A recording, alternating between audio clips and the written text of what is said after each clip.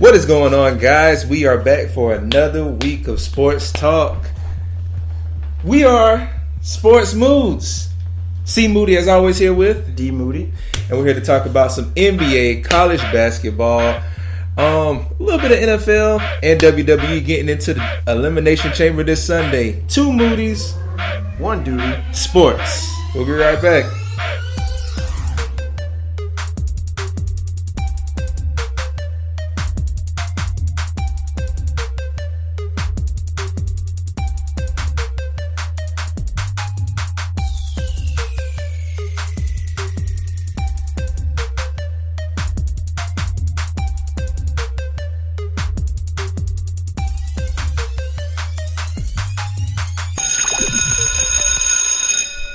What is going on, guys? Like I said earlier, you're here with Sports Moods. C. Moody, as always, with D. Moody. 2 Moodys, 1 Duty. Sports. And we are going to get into some sports because we have a little bit to catch up on getting into the NBA. I think the first thing we need to talk about is before the All-Star weekend that we just had is one major situation that happened in the NBA, and that was right at the trade deadline. And the Cavs decided to make in short, they just decided to clean house, to say the least. Like, it was, I don't think anybody expected for as many people as they got rid of to leave, and for the people that they got in return. But some people still say that this new Cavs team is still finals contenders. I mean, I think so. If they'd have kept the team they had at what they had, I don't think they would have made it through the second round. Maybe Eastern Conference Finals at best. Right. But I think with the moves that they made, and I'm sure you're going to tell us who all they got, but I think it was some great moves was made. So the people that the Cavs did get was George Hill, Rodney Hood, Jordan Clarkson, and Larry Nance Jr. in exchange for Isaiah Thomas, Jay Crowder, Channing Frye, Dwayne Wade, Iman Shumpert, Derrick Rose, and their next year's first round pick. That was a big trade. Of course, Isaiah Thomas going to the Lakers. I'm trying to think. George Hill. I think George Hill came from, I want to say he came from Utah. Utah, yep, because Derrick Rose and Jay Crowder went to Utah. Yeah. Mm-hmm. So, I'm trying to think who else. Dwayne Wade went back home. Yeah, he went back to Miami, which I think that was for a protected second round pick. Yeah, it's a fitting place for him to go back. Right. Because he even said, when he was in Cleveland, he'd be watching TV and something come across the TV about the Heat, saying the Heat versus this team. And he was like, wait a minute, we playing them tonight? He's like, oh, wait a minute, I don't play for them anymore.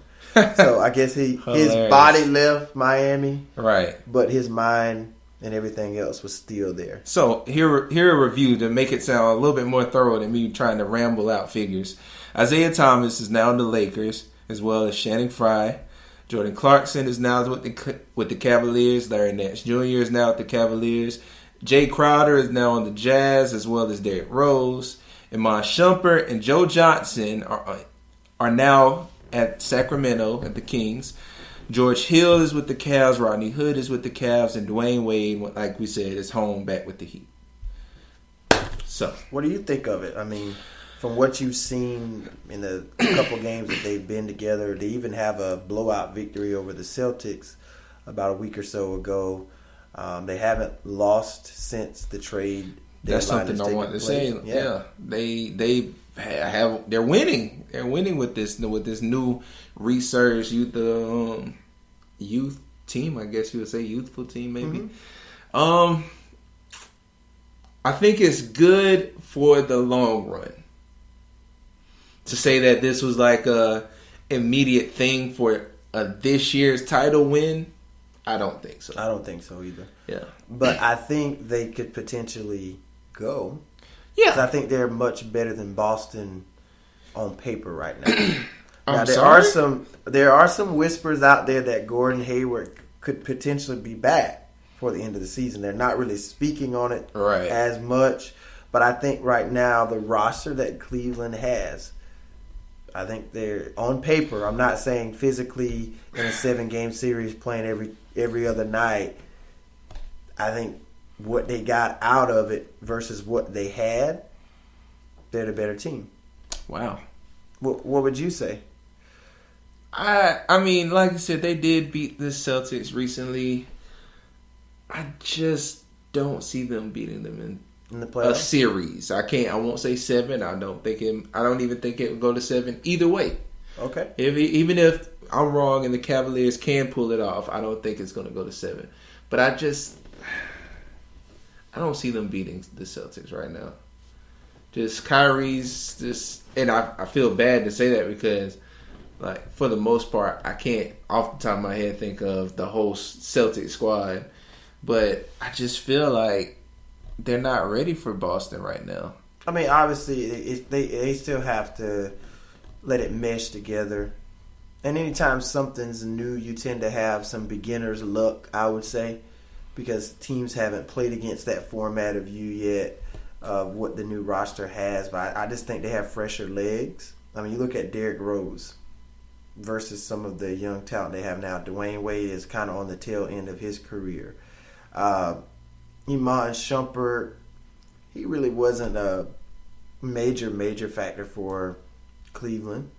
I mean, Channing Frye, to me, all he did out there, he gave them length, but he wasn't like a defensive oriented player. All he wanted to do was run in a corner and shoot a 3-pointer. So I think what they got back out of it, like they actually have players. George Hill is a tenured guard in the league. He knows what it's like to be on a playoff team. He's been with the Pacers to the Eastern Conference Finals. And you have some of the better, younger talent in the league to kind of go with what LeBron can already do. So I just think it's a good fit. I'm not claiming that they're going to win a championship or anything like that, but I wouldn't be surprised if this team went to the finals. Listen, none of them are prepared to beat Golden State. Even if Golden State doesn't make it and Houston gets there, maybe Cleveland will have a better shot at beating Houston. But I feel like even with the roster they have, who on the Celtics is going to stop Al Horford? Who on the Cavs are going to stop Al Horford? On the Cavs. You're right. I think him and Tristan Thompson will be a bang-bang matchup. So then what about Marcus Morris? Marcus Morris is... everybody overlooks him because he's not consistent. But, he's a good defender. Yep. And then he makes some really clutch plays when need be. He does. I'll give him that. And... yeah, I like him. He hasn't done much. I was about to say Greg Monroe, but... yeah. I personally like him. All right, Jason Tatum. I like Jason Tatum. And even though he's a Dookie and I'm a Tar Heel fan at heart, I love his game. He has a really good game. Jaylen Brown, who's had a really pretty good season. He's been pretty decent. Just saying, man. Not saying in the same way as I'm picking these people for clear matchups with them, there's nobody that's going to match up with LeBron James. Right, obviously, that's the main matchup. Right. And the thing is, Kyrie is an awesome player, but... there's nobody on the Cavs that can stop him. But, whose production is more dominant, LeBron's or Kyrie? I don't know, man. At the end of the day, that's... Between whoever goes the two, out I don't know. Yeah, that's who's going to determine that series. Now, for Eastern, to say Eastern Conference-wise, probably LeBron over Kyrie. But if they were to compete with each other, I might go... I don't know, because both. Like I said, there's no real person that can truly defend either one. Yeah. But one is, for LeBron, it's attributed more so to his size. With Kyrie, it's more so contributed to his speed. His speed, his agility, which LeBron has those too in a larger package. But I think the bigger thing that contributes to Kyrie is his elusiveness. Because with handling, he can get around people pretty easy. But my thing is too, like we saw a number of years ago when LeBron was with the Heat and Rose was the go-to guy, and they switched off and put LeBron on Rose defensively, kind of impacted the entire series. Would Cleveland do that now and put LeBron as a defensive assignment to guard Kyrie, probably not. And this is 9 years later. He's a lot older. Yeah. So I don't know if that'll be a good idea. But I just like the younger talent that Cleveland has around them right now to potentially give Boston a run. Because I don't think they were going to beat Boston with the squad they had. Really? I would have felt more confident. I mean, what was Rose doing? What was Wade doing? I mean, what was Shumpert doing? I just felt like they didn't have enough time to gel. Isaiah Thomas was a liability from the day he came. Everybody was like, "Oh, Isaiah Thomas," and he got there and he didn't have time to. He didn't do anything. He was hurt. He didn't do anything. When he first got traded, he was hurt. I understand that, and it took him some games, and he got there and. He's a liability defense. So nobody's going to talk about the fact that before they made this trade, they were still number 3 in the East. And now, saying that, with... it's the East, but go ahead. But still, are we not going to forget the fact that LeBron had a super team in Miami with 2 people that he knew liked to work with? It was a planned decision, but they didn't finish the situation. So how can... We compare these 2 championships and went to 4 but finals. I'm talking about the first year. This is the first year with they that still got to the finals, though. I mean, but LeBron didn't show up, and they should have on paper they should have beat that Mavericks team. But Dirk Nowitzki had like the craziest offensive showing. Like Dirk will never play that way again. But that's what I'm saying. That first year, with this team, number 3 in the East. Still don't know how much better they could have gotten letting this season finish out, going into the playoffs. If we could have the only difference is before they went on this little mini win streak, how bad the Cavaliers look. Giving up 140, almost 150 points a game in some contests. Some nights it just looked like they just legit just quit. They didn't mesh. And LeBron wasn't himself. As soon as them young guys got there, LeBron, his whole aura changed. Like, he on the sideline, all giddy. He's like actually playing hard, like hustling. Like, you can see on certain nights, like LeBron is just like, I got to do everything. This is the difference, because now with these young guys, you know what he getting a lot of? Yes, sir, LeBron.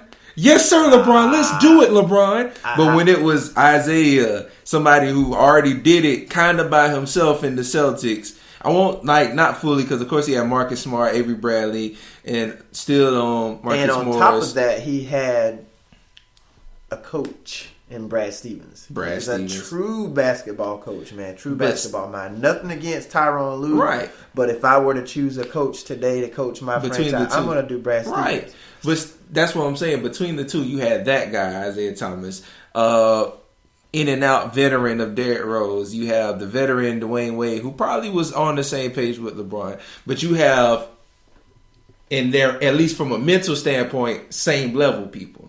So LeBron can't just talk to Isaiah and say, star power. Yeah, like, Isaiah, back down to me. Isaiah ain't going back down. They had more star power, and that's all it was. Yeah. The whole assembling of the team they had was headlines. And it got headlines, but when it actually came to see the product on the floor, it just did not look good at all. It did not look good. And I think LeBron never really got over the fact that they traded Kyrie. He really wasn't for that, but it was a decision that Kyrie wanted. And I guess he felt Cleveland didn't do enough to try to keep him, but he wasn't. I mean, it's known that he wasn't for that trade. He did not want that to happen, but it did. Yeah. And Isaiah got there, never really reached that full potential that they thought he was going to be. He was always a defensive liability to me. He could score the ball, but at the other end, if I'm scoring 20 and I'm giving up 35 to their scorer, wow, we're not going to win. That's disrespectful. I mean, Isaiah wasn't that great of a defender. And then we saw a couple weeks ago, we had on the podcast, he's talking about defense, and when I was in Boston, we did this way, and we don't trust each other, and we don't blah, blah, blah. And that was his pink slip out the door. Oh, yeah. Then and there. I'm pretty sure that's one thing that had them ready to get rid of Isaiah. Like, you're not going to come here and talk about nobody ain't playing defense and stuff, and you're not known as a defensive player yourself. More so, talk about your old team. It's like, when I was with my old team, we did this a lot better than here. That's disrespectful. Yeah. Like, if I invite you to stay at my house and you be like, ooh, in my house, I mean, it's so much better than this house. Oh, you know what? Get out then. You don't like it here? Right. Hit the road, Jack. And that's exactly what happened. So he's out there in L.A. where all the stars and shining lights are. Mm-hmm. And the distraction that is LeVar Ball hovering over that franchise with his son, Lonzo Ball. That's right. I mean, I heard that he was going to possibly take his son out once he makes this new league. No, not that. That was wrong. What I heard is that he's setting Lonzo up to move to wherever his brothers get drafted to.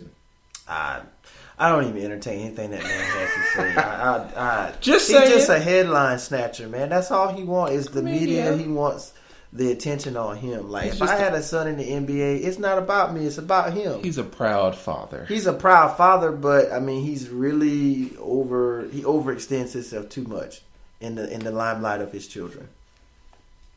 You're right. I do agree. I'm playing advocate right now. I do agree with you.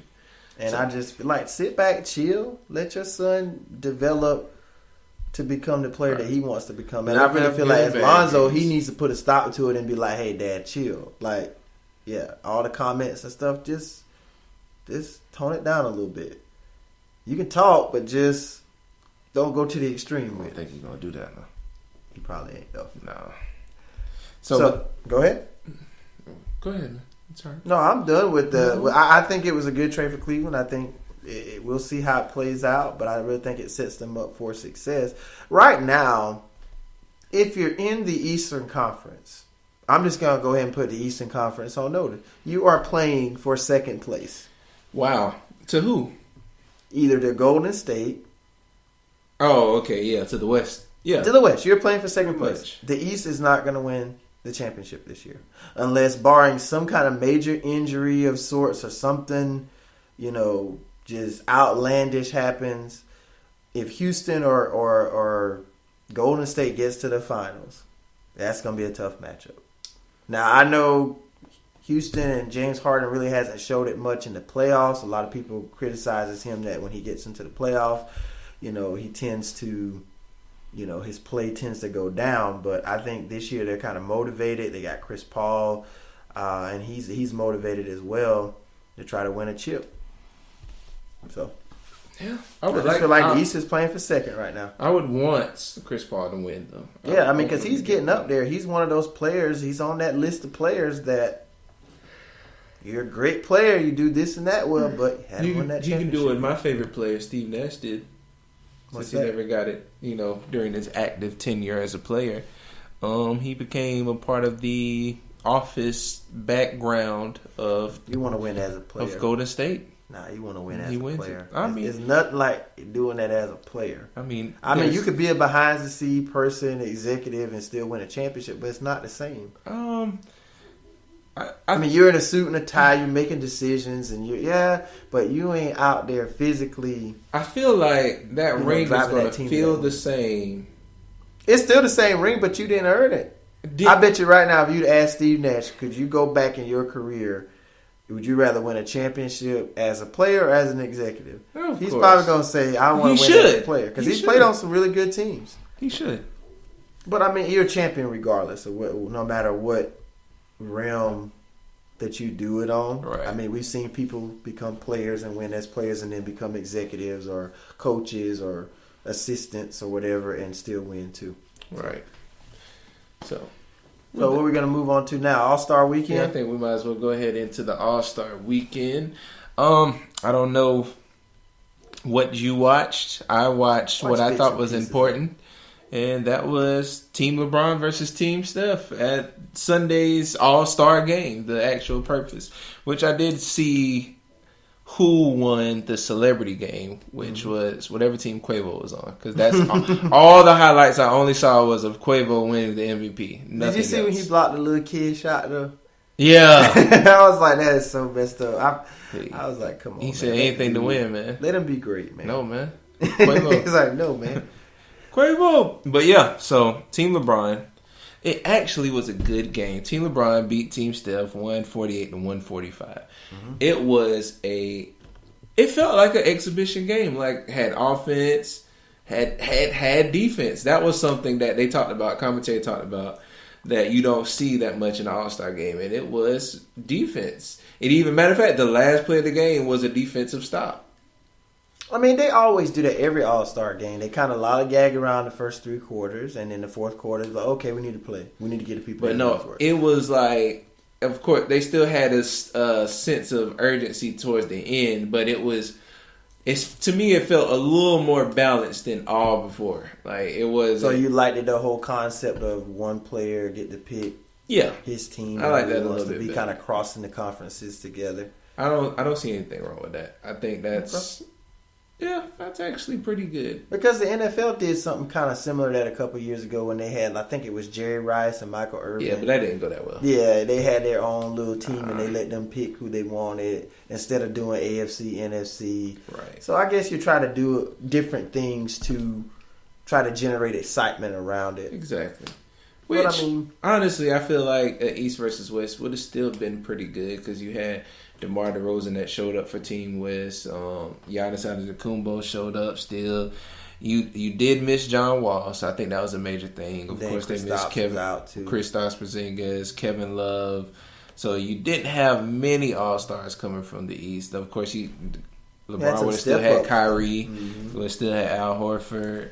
So, and what else? I'm trying to think of some more Eastern people. Bradley Beal. You would still have Bradley Beal. Victor Oladipo. That might be it. Goran Dragic. Is he with Goran Dragic? Is still where? I think he's with Miami. He should be still with Miami. He's still with the Heat. So yeah, that's all I was thinking. But still, it was still a good game. I like the concept. It kind of feels more like a backyard game kind of situation. So it felt good. And this was kind of like the first year I really wasn't. Well, probably like the second or third year I really wasn't fully into it. Like, I remember growing up as a kid, like, I wanted to see the dunk contest. I wanted to see the 3-point shootout. I was into all of it, but it was just like, now I'm not as enthused by it. You know why? Because there's no stars wanting to do the big stuff. Like, everybody's upset, and myself personally am upset that in his entire career, LeBron has not done a dunk contest. And my only caveat to that, LeBron James is not a creative dunker. He's an in-game dunker. Have somebody strategize for you. No, I mean... Get a ghostwriter. I get what you're saying, man, but he's just an in-game dunker. He's not a, let me figure out if I can throw this off the backboard and do a 360 or between my legs, or let me jump over this person and dunk. I don't see that with LeBron. I feel like in open, fast breaks, he's done some creative He's done some creative stuff. Him and Wade, I always look back to the one they did against the Lakers when they were with the Heat. Yeah. With the alleys they did. But if you can do that, say, hey, Wade, I need you to throw some balls for me. Let me go. You don't know it's coming. Spin around and bang it. That generates more excitement to me when I don't know it's coming. Like, if it's in a game and it's a fast break, you don't know what they're going to do. Obviously, you know it's going to be a dunk, but then when you see something like out of the ordinary, you're like, oh. But then if you're trying to, okay, and especially with the dunk contest for me, when they don't get it the first time, I lose confidence in it. So if they try it 3 or 4 times and finally stick the dunk, I get excited. I'd be like, after 5, okay, you got it, but you didn't do it on the first try.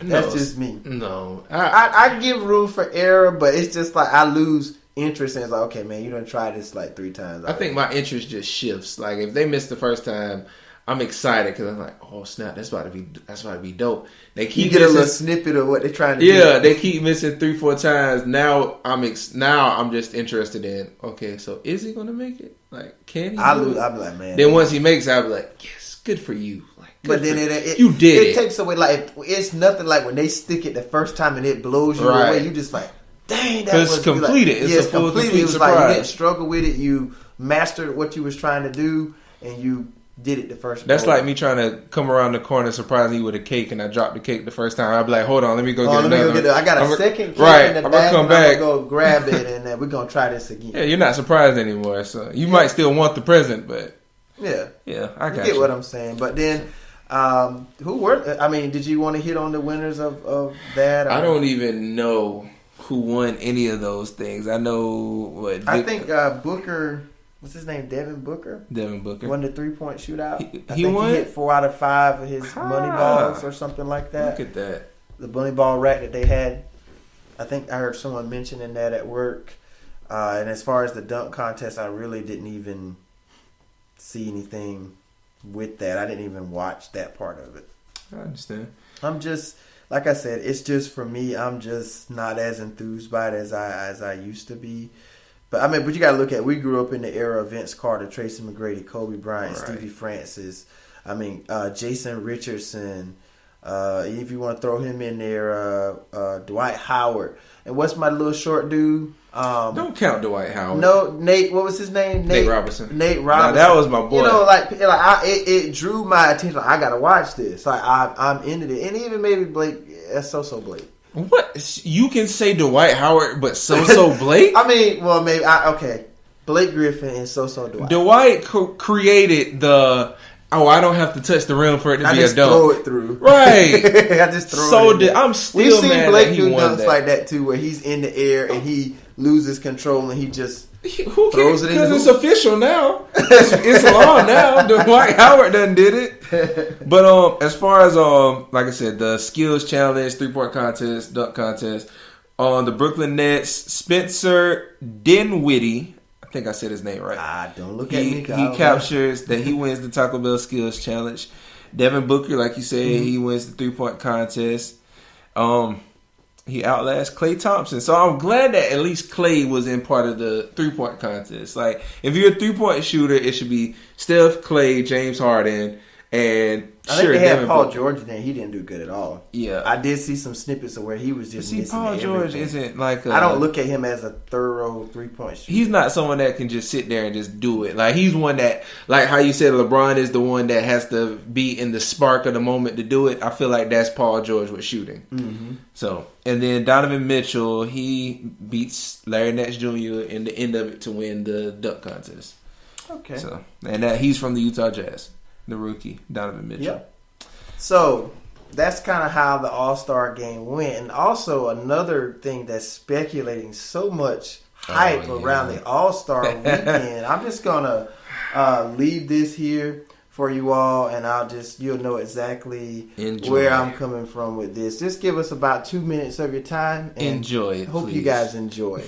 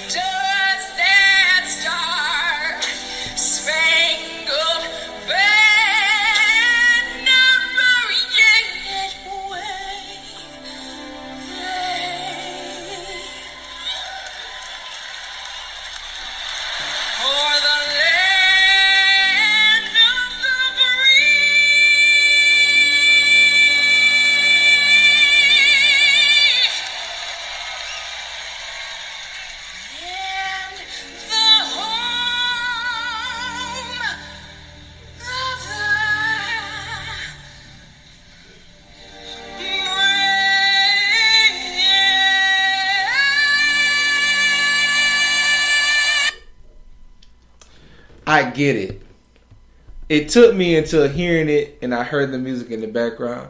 She was trying to sing like a 60s jazz classic kind of thing. No? No, not the bad mood. Not the bad. Go ahead. No.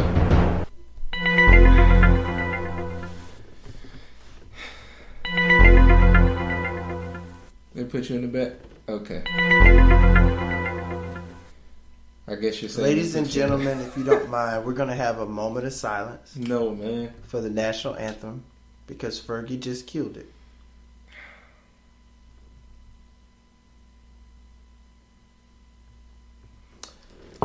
It's supposed to be a jazz rendition. That is not the way you sing the national anthem. Because it's a jazz rendition. It wasn't designed or written to be a jazz Have song. you ever seen... It is a song that salutes the trials and tribulations and struggles and victories you can't salute of this you can't supposedly great nation. I get it. I understand why she sung it that way. Because it was pretty much the way this nation is being ran now is a joke. So I guess she didn't take it serious. Why should I take singing the national anthem seriously? I think she took it pretty seriously. And it's a joke. Why? Just because it wasn't in the style that you are That's not the style we're accustomed to. It shouldn't have to be like that. You just can't surprise us like that and don't tell us what you're trying to do. Amendment 1, freedom of speech. You don't alter. Freedom of speech. She spoke. The only time I've seen a song that was changed that really worked out is in the movie Lean on Me. Did I authorize you to change the school song? Listen, man. Did I? But it actually turned out good. When them boys got a hold of that Fair East Side, that was better than the original version. I think. But all right, we're gonna create no. The national anthem, though, Fergie, they couldn't find anybody else to sing that. I mean, anybody. Come on, man. That could have sung that better than that. Where's Carrie Underwood? Where is what's my girl name? Tori Kelly. Somebody that can actually blow and sing. Hold on. I'm about to play something that this reminded me of. And this is what I mean. Alright, here it is. American soldiers. Steve, serenade me. Oh, say, can you see? Steven, what the hell? I didn't know he was going to sing that. Hey, hold on. Now, I got to play this one. Now, this is the one that's hilarious. Say, can you see by the dawn's early light? Girl, I'm gone. That's my neighbor's son. You know, you never felt so good. That's how I felt with this song. But it's like... It was just like she didn't... It was just, and then at the end of it, let's play basketball! Like, she screams that out. And I'm like... That's right. Like, and it was so funny, the reaction to, like, the guys standing through, because that's a serious moment. They were fighting. They were fighting not to laugh. So you see people in the crowd laughing, Chance the Rapper, Jimmy Kimmel, Chris Rock is just standing there and just utter, like, he's just stuck. Like, is this really singing this song this way? But it's her freedom to choose the genre of how. So you telling me if we selected you out of all people to be the person to grace us with your musical talent to sing this song, when someone asks you to sing a national anthem, they think highly of you to do that. Right. And for you to get up there and sound like you just had a whole fifth of liquor before you come out there and sing that song. So you're telling me jazz musician sounds like that? I had never heard of a jazz version of the That was it. anthem. You just heard it. And it was horrible. Wow. It was horrible. Come on. All this fuss we make about people not standing for the flag and doing all this, and then when somebody get up there and sing it like that, she should be thrown in jail for that. Are you serious? Wow. You just disgraced our nation. That is not... Out of everything going on, this should not be the most disgraceful thing. That's disgraceful. How she sung that. It's one thing to get up there and sing it, see Moody, and don't know the words. But to just sing all over yourself, so to speak. It's terrible. I mean, that was just... I saw a couple years at the Super Bowl. I think it was Super Bowl 45.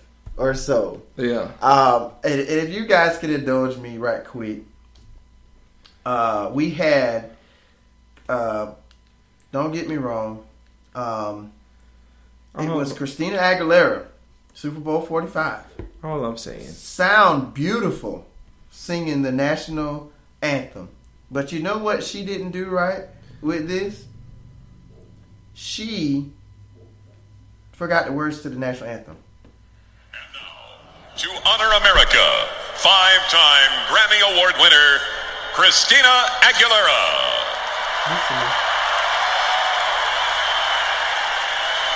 Oh, say, can you see by the dawn's early light what so proudly we hailed at the twilight's last gleaming, whose broad stripes and bright stars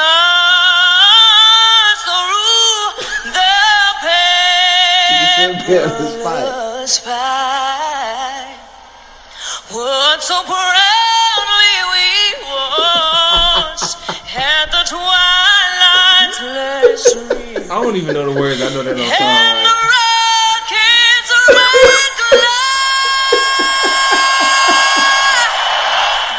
Oh my God, if y'all could have saw Moodys' face.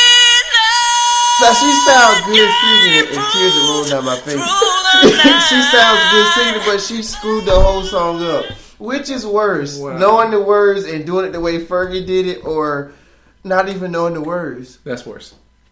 That's definitely She worse. said through the perilous fight. Because look, this is what makes it worse. Now you can be upset about how how someone sung it in their own style, because the argument can always go, like I said, even though I feel like everybody unanimously feels like Fergie's version was a joke.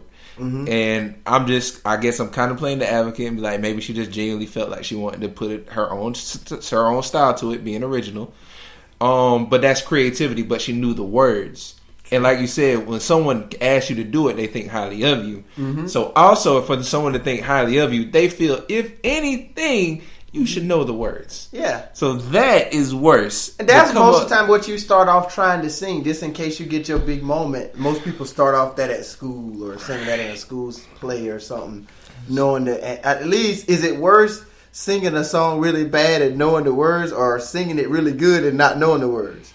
Like, I mean, it sounded good, but that's you worse. didn't know the words, Christina. That's worse, because that's embarrassing. Like, to me, I feel like on Fergie's part, total pride in what she did. Oh man, we got to get off this. Yeah. I am blown away. By this, and that I think is what we can use to culminate the All-Star Weekend in America. Yeah, only in America. Only in America. In America. But of course, we if we didn't state it before, LeBron James, of course, LeBron's team won. LeBron himself was the team's MVP, and I think he won a car. I think if you win MVP in all those little big events, you get some kind of car. Mm-hmm. But I forgot how many points he had in my phone. He had 29 points, 10 rebounds, and 8 assists, so almost a triple-double in the All-Star game. Thank you, because my phone just went blank on me. Nah, you're good. You're good. And you also, I don't know if you noticed him laughing it up on the sidelines with Mr. Kyrie Irving and Kevin Love? Just like old times in Cleveland. Right. He's probably going to be laughing come May, June when the Eastern Conference Finals roll around. If Toronto doesn't have anything to say about it. I mean, Toronto did somehow sneak their way up to number one right now. Yeah. So, yeah. Which is actually pretty amazing to me. Yeah. With that being said, I feel like it's appropriate to just go ahead and give the standings. I think so. So, as far as the conference goes in the East, like we said, the Toronto Raptors are number 1, 41-16.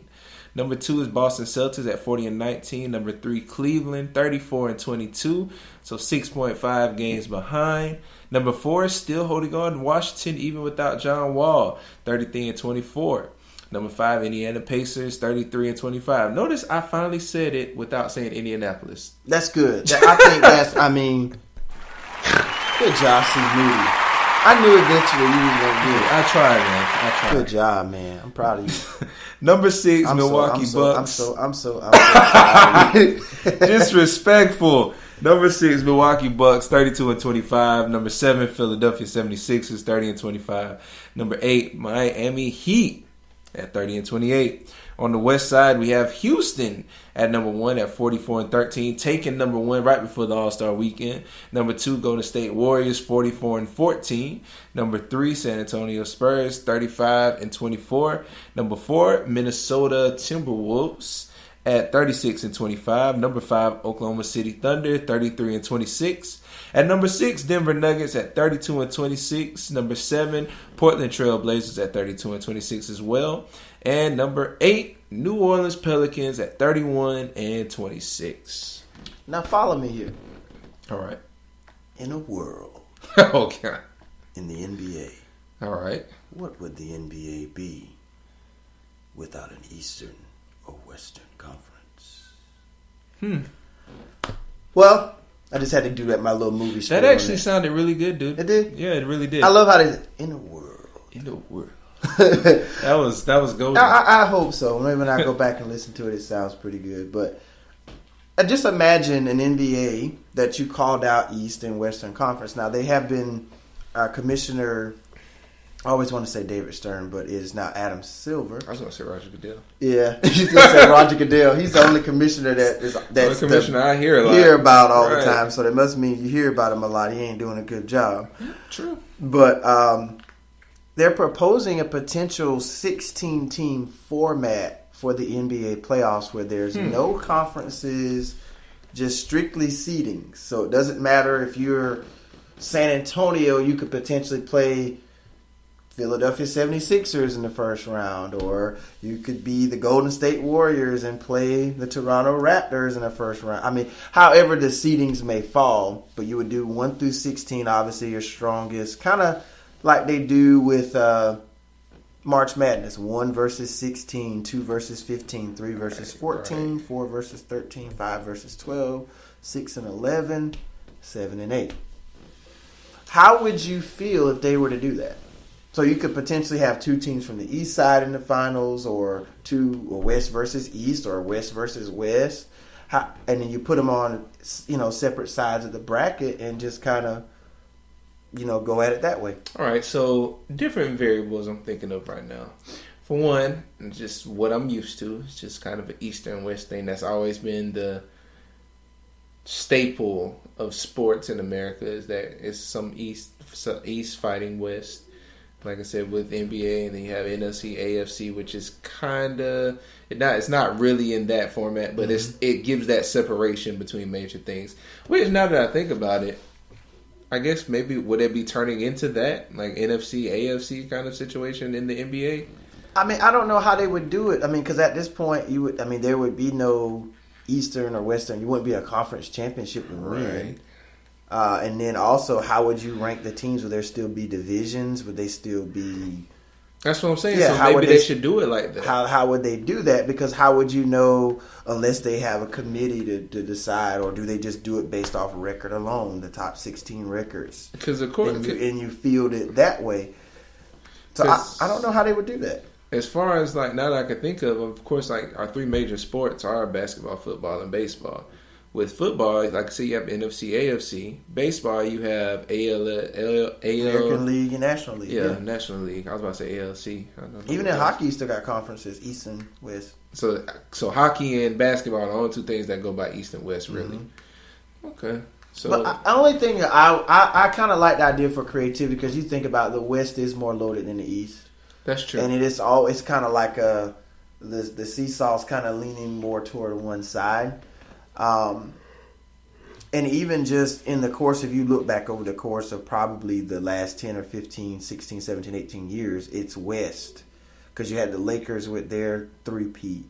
And then you had San Antonio win a straight championships every other year. And I think the only other East teams that really won was the 2004 Pistons, the 2008 Celtics. And then the Lakers had another run, 2009, 2010. They went back-to-back. Then you had the Mavericks win in 2011. Then you had Miami. They went 2 years. Went 2 years and won back-to-back. And then San Antonio won. And then it's been Golden State, Cleveland, Golden State. So it's more Western teams than East teams that's won. You've had a total of what? The 2 Miami teams, the Cleveland team, the Boston team, and the Pistons team. So 5 Eastern Conference teams have won out of the last 16, 17 years. It's true. So I guess you may try to balance it out by doing that, but only thing I would see the thing is now is the time zones. So, like, if you're in the middle of a 7-game or a 5-game series, or how many games they'll make them play, or 3-game, or however, it couldn't be that. If Philadelphia is playing Sacramento, let's say Philadelphia is playing Houston. Okay, that's 2 hours. 2 hour difference, or you got Golden State playing Milwaukee. Milwaukee, what state is that? Milwaukee is Milwaukee. So it's a state. Milwaukee's not a state. Wisconsin. I'm sorry. I am solely tripping tonight. That's not a state. Milwaukee So is Wisconsin. So I would just see the time zones there. Yeah. Let's just say Philadelphia has to play Golden State first round, or Toronto has to play, whoever it is over there, Minnesota versus this team out west. So you would have all these time zones where they really give you a day or two in between, and then you're traveling back and forth, and you're trying to, adjust to all of that. I know they do it during the season, but you're just all over the country, right? Because you don't know where your next series is going to take you. That's true. Well, I feel like if they're going to do that, just because that's going to take way too much of time and travel, I feel like they would start having to do some neutral zone series. Or maybe like make them play at a neutral side. I think that's a good idea. Yeah. So once you get to a playoff setting, each team has a neutral. They couldn't. I feel like that'd be. Or just pick random venues for them to play. I was about to say either pick random venues for each little series they got going on, or just pick one for the course of a month and just. Everybody has to go play there. But, I mean, they could... kind of like they do a fight... Well, I guess I'm thinking the NCAA tournament. Yeah, that's what I was thinking. But I was at the same time, you have teams that play around the same time. Mm-hmm. So they would have to at least have 3 venues for everybody. Play and maybe have a... Would you let in the finals, would you let both teams play at home? Go back and forth? Yeah. And once you get to the finals... Then you do that tradition, go back and forth. However, the series go 1-2. I think it's 1-1, 2-2, 1, or something like that. I think it's 2-2, 1-1, 1-1. Oh, okay. I think it's something like that. Yeah. A while back, it used to be 2-3-2. Right. I like that format better. 2-3-2. Yeah, because you give the team with the better record a chance. I mean, obviously, you get game 6 and 7 at home, and you get the first 2 at home, and then you give the middle 3 to the other team. That's true. Because if you steal home court, I mean, that's what the Pistons did in 2004. They stole home court from the Lakers in one of those first 2 games, and then they ended up winning the next 3 at home. It's hard to win 3 in a row at home. Right. But, I mean, you got more of the advantage in your favor. That's true. But, I mean, I just threw that idea out there. I mean, I'm not against it, but they would have to really sell me on the fact of how they would have this format work. It would be. I feel like honestly, it'll be a different type of interest because now you got teams that aren't just equally balanced or prepared for certain teams. So you can randomly see a Spurs team in the beginning of this playoffs. A Spurs in round 2 or 3 have to take on a team like the Milwaukee Bucks, a team that you would never see in a playoff setting. Ideally, versus a Spurs team, because they would probably not even get to the final. Exactly. So I mean, you got that kind of dynamic, and then maybe one's not. The Bucks surprise somebody. They can take out somebody from the West or the East. Mm-hmm. So I like the idea of seeing the different matchups. and just kind of going at it that way and just kind of maybe eliminating the conferences. But then at that point, the only potential championship you could win is the NBA title. True. Because I don't know how they would, like I was saying, I don't know how they would section off the divisions. I mean, you win your division championship, you win your conference, and then you potentially win the NBA championship. So I don't know how they would do that. They would, like I said, they'd have to sell me on that and kind of give me the format and how they decide to plan it out if they go that route. But that's what they've been thinking about. And I like Adam Silver. He's trying to do something different, trying to, make the league more competitive because the West is kind of one-sided at this point. Yeah. It's been that way for years. And so, maybe can create some equality across the league. And then he knows that LeBron's about to go to the Lakers next year. So say that again? Huh? He's going where? What? I don't know.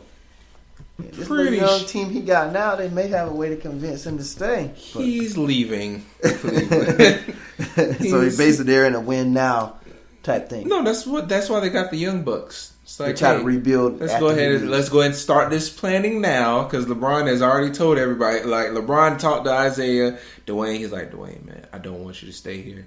We need to go and get you out of here now because they might try to trap you. Send you back to the comforts of South Florida. We'll send you down there because if I need you, I know I can pull you. What if he goes back to Miami?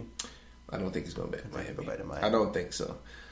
I feel like everybody would love to go there and play. Huh? What, Miami? Mm-hmm. He might. I mean, Miami is actually doing pretty good this year. Mm-hmm. So maybe I don't think he's going there. I feel like he just randomly. I feel like I don't think he's going to the Lakers. I think that was just a lot of people's speculation. I just feel like he might go westward. I don't feel like he's going to the Warriors because so everybody took his thing way out of proportion. He just said out of respect for the fact that these are a really strong winning team that he will look at what offer they give him. He didn't say, "Oh man, I want to be a Warrior." No, he was just like, "No, if they give me something, I'm not just going to throw it to the side and be like, oh, these are my rivals. I hate the Warriors." He was just like, "Oh, okay, respect. They want me. They're a winning team. Hey, let me at least look at what they're doing." I agree. I agree with you on that. Yeah. Just see what everybody is bringing to the table. Right. And we just have to see how it goes from there. But, you have anything else on the NBA tonight? No, man. I guess we can get into some of the games that are going on. Let's see what is happening in the sports world tonight in the NBA. Today is Wednesday. Am I correct? You are correct, sir. From the looks of it, there is no games going on until tomorrow. So they'll probably resume play. I guess to give them a couple of days after the All-Star break. Because they play up till Thursday. Yeah. And then some of them have to fly out to get to wherever the venue is going to be. And then some of them are competing in some of the skills challenges and the game itself. And so, for games Thursday night, I guess we'll go ahead and do that. You have the Clippers and the Warriors. That's one of my key games that I have on my phone. They play tomorrow night, 10:30 Eastern time. So for them, I guess it'll be like 7:30. But anyway, what else? Wizards and the Cavaliers, 8 o'clock on TNT. Also, we have OKC Thunder versus the Kings at 10 o'clock Eastern time. Other games that's going on that night, 76ers and the Bulls, New York Knicks versus the Orlando Magic, and the Brooklyn Nets versus the Charlotte Hornets. That's what's going on in the NBA tomorrow night. Not tonight. No NBA going on right now. Cool. That gives you perfect time to watch NXT. Yeah, right. Right. I'm not throwing shade on NXT because they put on a really good program down there. Sometimes it's better than the main roster stuff in WWE. So especially their pay-per-views. Yeah. So, but yeah, that's as far as the NBA segment. That's all we have for you. Hope you guys enjoyed. And also, if you ever, to my singers out there, if you ever get asked to sing the national anthem, please sing it the way it's supposed to be sung, with confidence and valor. And please also know the words to the song as well. That's an honor to be able to do that. So make it an honorable situation. You know what? Now, listening, I'm confused now with the national anthem now. Because now, who was that? That person you showed? Christina Aguilera. So how does it start? Is it, oh, say, can you see? By the dawn. See, she started with the, oh, beautiful. No, she did. Did she? Somebody started with that. She did, oh, say, can you see? Really? I felt like she just went perilous fight twice. Okay, that's what she missed. It's by the dawn's early light. Right. So proudly, Oh, say, Can No, you see no, sir. my No, dogs? sir. No, sir. Early With night? that being said, Ooh, we're going to have C. can- Moody during the can break you kind of see- study the first couple stanzas of the national anthem. And we're going to go ahead and take a quick break. When we get back, we're going to stick with basketball, college basketball. We're going to run through the top 10 rankings, also some of the games that's underway tonight, and talk about this Louisville basketball scandal. Some sanctions came down on them pretty hard yesterday. We're going to get into it, see what we think about it. You're listening to Sports Moods, 2 Moodys, 1 duty. Sports. We'll be right back.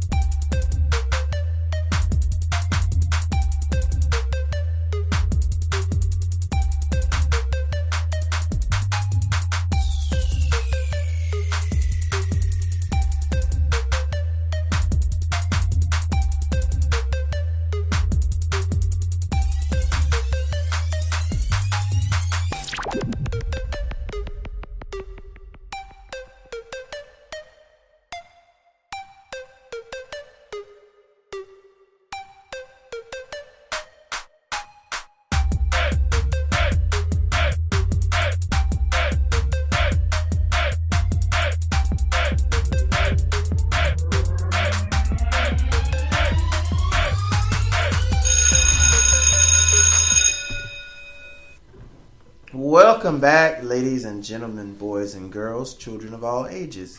You are listening to Sports Moods with D. Moody and C. Moody.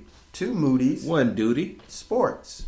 We've already talked about NBA, the big trade with the Cavaliers, how we thought that worked out, NBA All-Star festivities, Fergie and her rendition of the national anthem.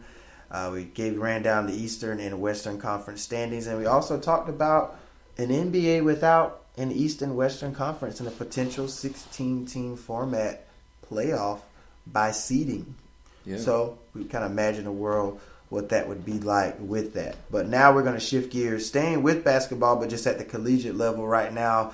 We're going to run down you the top 10 right now as it stands. Number 10, my pride and joy, my heart. Finally, we're playing some worthy basketball in the North Carolina Tar Heels. Also got that win over Duke last week, so really excited about that. We are 21-7, up 4 spots from last week. The North Carolina Tar Heels. Number 9, Purdue Boilermakers, 24-5 on the season. They are down 3 spots from a week ago. Number 8, Kansas at 21-6, up 5 spots. And number 7, Texas Tech at 22-5, up 1 spot from a week ago. And number 6, Gonzaga. Last year they went to the national championship game where they eventually lost to the defending national champion North Carolina Tar Heels. But Gonzaga's at 25-4, up 3 spots from last week. Number 5, Duke, up 7 full spots from a week ago, cracking the top 5 at 22-5. Representing the ACC there, Coach K. Number 4, Xavier, 24-4 on the season, the Musketeers. Number 3 is Villanova at 24-3. They were previously ranked number 1 before a loss to Providence. They stayed the same at the number 3 position. Michigan State at number 2 at 26-3, remaining the same from a week ago for Coach Tom Izzo and the Spartans. And number 1 is Virginia at 24-2. They got 42 of the 65 first place votes to remain number 1 in the standings. Now, some of the games that are taking place here tonight, right now underway. Number 15, Clemson at Virginia Tech, trailing by 12 with about 2.5 minutes to go in the second half on the ACC network. Number 10, North Carolina is tied with Syracuse with 2 minutes and 3 seconds left to go in the second half. You can check out that game on ESPN. Hopefully the Tar Heels can pull this out. They've been winning as of late. Hopefully they can keep their winning ways up. Right now, number 17, Michigan, leading right now over Penn State with about less than 6 minutes to go in the second half, 56-49. Number 6, Texas Tech, trailing by 10 with 4 minutes to go in the second half versus Oklahoma State. Tulane right now is down 10 to number 13 Wichita State with about 15 minutes or so left in the second half. Right now, number 12 Auburn, the leaders in the SEC, with a 19-11 advantage in the first half over the Alabama Crimson Tide in basketball. I was like, man, that doesn't sound right. In basketball. They do play basketball in Alabama. They do. What? And Auburn's having a great year. But they get those when we think of in Crimson Tide, we think of Master Saban. Right, Master Saban. Master Saban. Right now we got number 3 Villanova just underway at home in the first half, down 8. Well, just changed. DePaul with an 11-9 lead over Villanova right now early in this one. Number 4 Xavier, final victory over Georgetown, 89-77. Number 1 Virginia. Sorry to my Cavalier fans out there. Number 1 Virginia over Georgia Tech, 65-54. The thing about Virginia, though, I like about them, they are a defensive, scrappy team. They don't give up a lot of points. They make you earn it every single shot. They're just a tough team. They play basketball the old-fashioned way. They lock you down, they shut you down, and they make it a nightmare for you, especially if you're a shooting team thinking you're going to go in there and post up 70, 80 points easy. Right. I mean, they held Clemson to 36 points a few weeks back. So they're a tough, scrappy team, number 1 in the nation right now. Later on tonight, number 5 Duke will host Louisville at 9. So that one's not too far away from getting underway. And we'll get more into Louisville in just a moment with all the things that's taking place with that program as well. Also, number 19 Tennessee at 19-7, underway at 9 p.m. on ESPN2 will take on the Florida Gators. And San Jose State will travel to take on number 20 ranked Nevada on ESPN3 in that one. So that's pretty much what's going around college basketball tonight around the men's side of things, and also 2 games underway tonight for the women's side. Number 1 UConn at halftime leading Tulane 48-21, and number 14 Ohio State Lady Buckeyes 88-54 over Northwestern. So that's some of your college action tonight in college basketball. We ran through your top 10 standings for the men, and right now we're just going to go ahead and dive into it. If you hadn't noticed or if you hadn't came across it over the last couple of days or so, the Louisville basketball scandal, the NCAA comes down with some really harsh sanctions on the Louisville basketball program. They have to vacate all their wins from the 2011 through 2015 season, including their 2013 national championship title.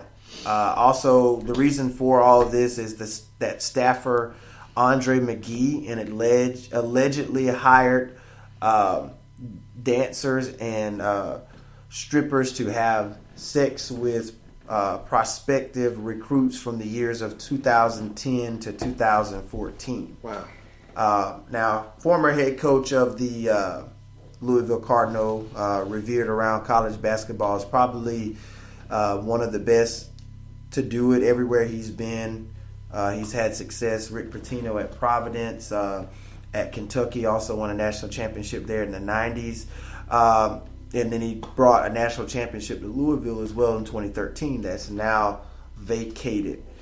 His comments on it is that he's always said, "I've run a clean program all my life, and I feel awful about the situation." He is still claiming to have no knowledge of the situation. And then also a player from that 2013 national championship team, Kevin Ware. If we remember back during those times when Louisville was en route to that national championship, he broke his leg in the Elite Eight versus Duke. But pretty much what he said is, "I still got a fat ass ring," means my guys want a chip, if I'm not mistaken. So they did keep their ring. That's what I'm No. They still going to have the ring and all that. They're just going to strike it from the record. Oh, okay. So they get to keep their... Yeah, they get to keep their ring okay, and I thought all it was that, like... but it's stricken from the record book as if it never happened. If I was... Okay, from a like sports analyst, sports whatever kind of perspective, of course that means a lot. But for me, if I was a college student, and let's say for instance, us at our high school, and we were both on the basketball team, we won a championship. 5 years later, they say, "Oh, we found out one of our teammates were ineligible, and they have to strip us because that's something that happened at our local high school a while back." Mm-hmm.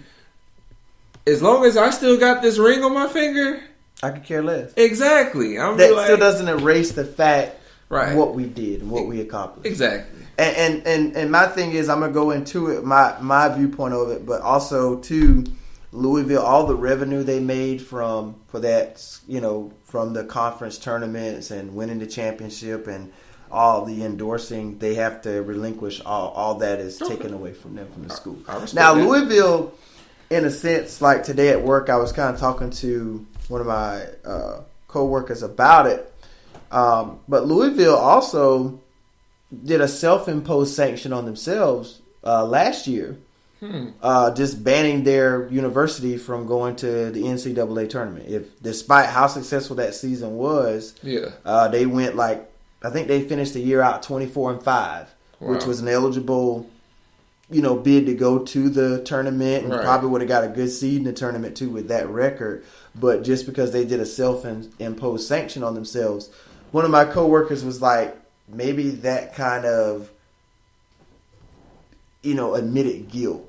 So if you feel like that didn't take place, all this stuff, all these accusations are false and real, why would you do a self-imposed sanction against your own university if you felt you were innocent throughout the whole time? Or maybe to feel like that would lessen the punishment a little bit. Well, maybe we'll just punish ourselves, and then maybe they'll see it and be like, oh, well, they already beat themselves up about it so bad. Well, but they came down hard. But I mean, this is the first time ever in NCAA history that a team has been having to vacate a national championship trophy. Wow. But this is my take on it. I feel that if that was taking place and going on there's just no place for that. Because at that point, you're getting recruits in because of those favors or those actions that's taking place. Right. And if that was the case, you have to keep integrity for your program. And for me, with Rick Pitino, you have to have some knowledge of what's going on. There's no way you're walking around that campus and you don't know what your recruiters or your guys or your potential prospects or the players that you already have, that you're just that oblivious to not know what's going on. It's not like he's in the rooms with them. Man. I understand that, but it's got to be something. It was just kind of like the thing with Penn State in football a couple years ago. With Joe, everybody kind of blamed Joe, even though Joe Paterno was very old, right? And everybody felt like you knew. How do you not know what's going on? You're the head man. You're in charge. Because he did it. He did say something about they said something. Somebody came to him with that, and he didn't follow up with it. He didn't pursue it as much as he should have. Right. So I feel like when you're the head man, that hurts me though thinking about that. And then shortly after we lost Joe Pop, and they took his wins away from him. Yeah, that's one of those things that I feel like he was living for that, because that's the only thing that was keeping him alive. That he was Penn State and still is Penn State. When you think of Joe Pa, Penn State, his name is probably one of the first names that come up. He was the all-time winningest head coach in football history. Yeah. And then when they stricken those wins from him, it moved Bobby Bowden ahead of him. Him and Bobby Bowden were always neck and neck with the all-time wins. Yeah. But once they put those sanctions on Penn State and they took his wins away, he's no longer the all-time winningest head coach. That's crap. Because of Sandusky. Right. Just ruined the legacy. He did. So at this point, it still does not take away the fact that those players and that team accomplished that. To me, now, I could see if it was something pertaining to, and a lot of people probably say I'm hypocritical here because my Patriots have had their share of scandals too, which we paid our dues for. We only had a title strip for y'all. Well, we didn't have any Super Bowls taken away, and I just honestly feel like at this point, I don't think you take a championship away. I mean, it's forever tainted at the end of the day. That's enough of a blemish to... I want to see y'all. I want to see them rip a championship. Rip a title away. That's what I want. I mean, we've seen our share of scandals all across sports, but my thing is here is just I don't think you take the title away. Yeah, they should. I honestly feel like it didn't do anything to help them win or lose those games. It wasn't like we were affecting the actual integrity on the basketball court. I see what you're saying. Win the game. You know what I'm saying? Win or lose the game. So I just feel like at the end of the day, they still had to compete. They still had to go against the nation's best. Going through that March Madness tournament, we know all kind of crazy things can happen, upsets and galore. So don't take that moment away from them, from those players, because it had to start from the bottom. I mean, from the top down. Get what I'm saying? Yeah. It wasn't like they came up with this great idea. Well, we should run some kind of sex sting here, where we have strippers and dancers, do things to please us or whatever is the case. It was like they were trying to do that to draw more prospects to come to Louisville. And Louisville's already a good college anyway, so they're going to get great talent. We've seen that with some of the things that they've done with basketball and football. So, I mean, I don't understand why this was necessary to do that, but I just don't agree with the fact of taking the national championship away. What's your take on that?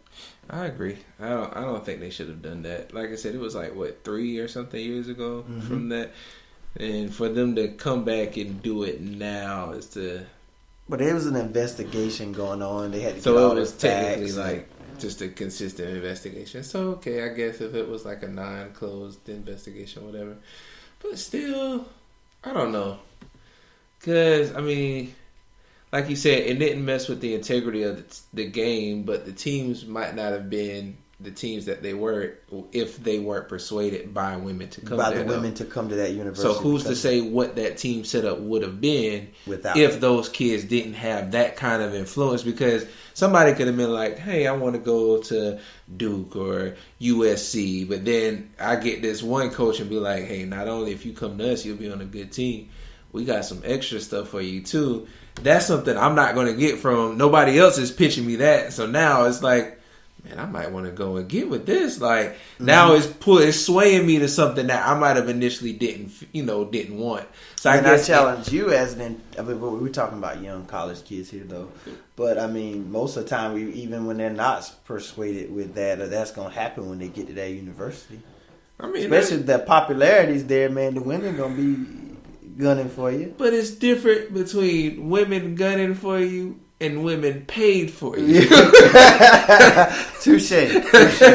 So, just by that sense, which I totally get what you were getting at, because like you said, popularity, all college girls or whatever are kind of more stricken with the sports and the top popular athletes or whatever kind of positions students have in their. And I'm not saying women are throwing themselves at these people like that. That's what I'm saying. That's what makes it the difference. Yeah, because a girl can still be like, oh man, I really like this guy and not want to give themselves to them willingly, versus someone paid a prostitute that's just doesn't care about you. I don't care who you are. But it's here for you because it's willing to do whatever. So I guess that's what kind of makes the difference. It is very sad. Yeah, definitely. To say that this is even a conversation that we're having because of this, I honestly believe it happened. Oh yeah, the scandal happened. I revere Rick Pitino. When I think of top collegiate coaches, he is in my top 10 of college basketball coaches. But I just can't see how you're oblivious to that. And at this point, you're not coaching anymore, and you're away from it now, and all that. I feel like his legacy is tarnished because of that. Oh, definitely. Whether he did it or not. Mm-hmm. So what do you think? I agree. I feel like regardless. Now, whether it comes out that he says that, you know what, man, I was a part of it, or he genuinely had no clue and he truly is somehow separated from him. It was something that right under him was just like, hey, you know what, Rick really wants us to get these top recruits. Maybe we should find another idea. And they really did it under his nose.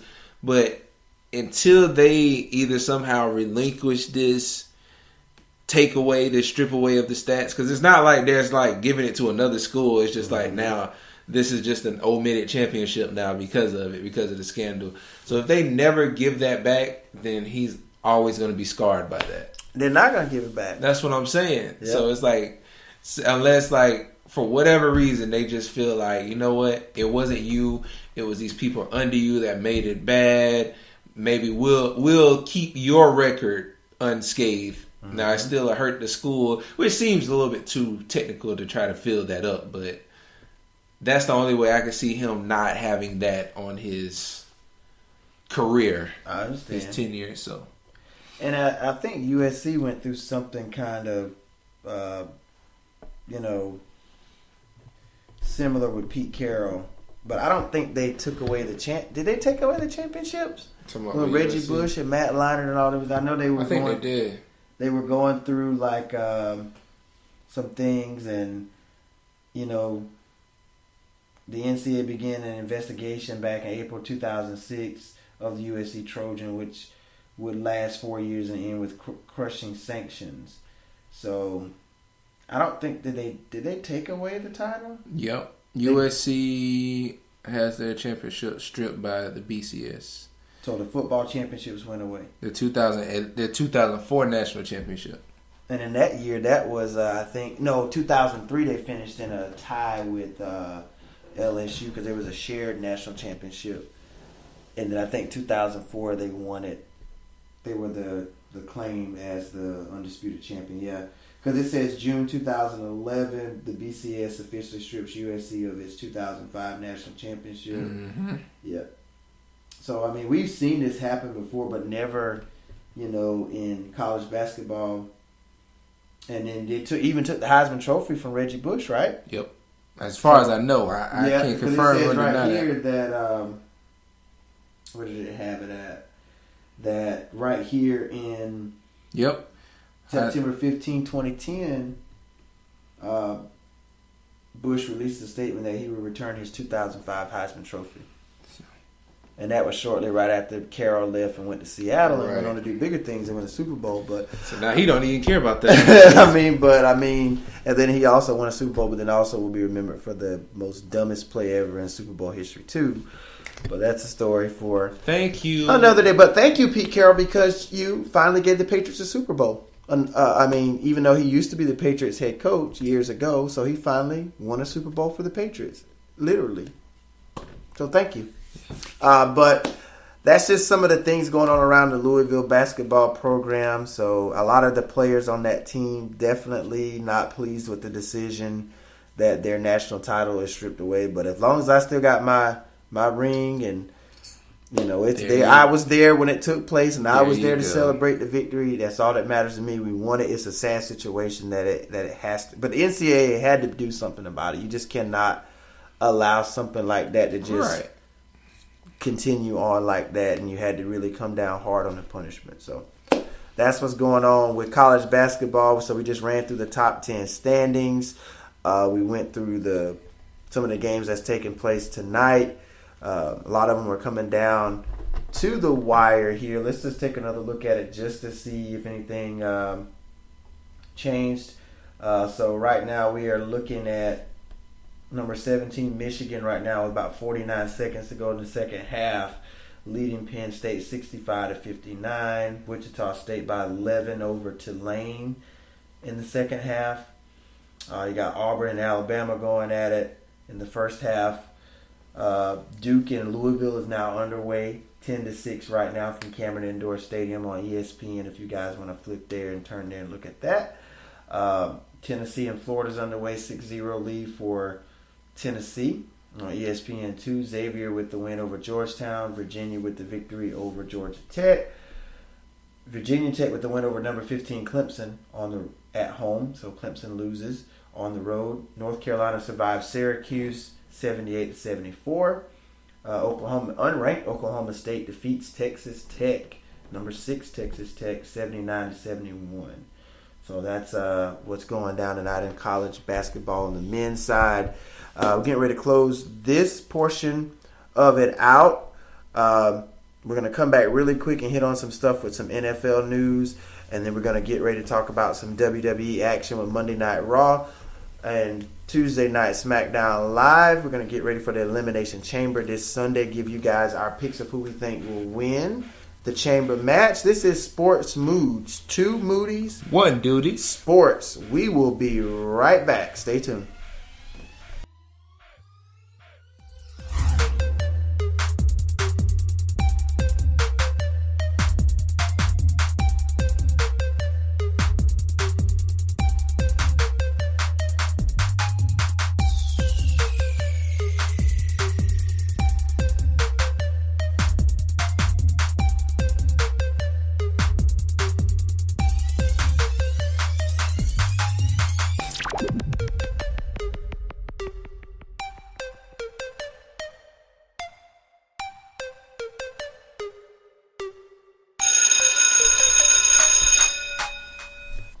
What's going on, guys? We are back. C Moody here with D Moody. Sports Moves. 2 Moodys. 1 Duty. Sports.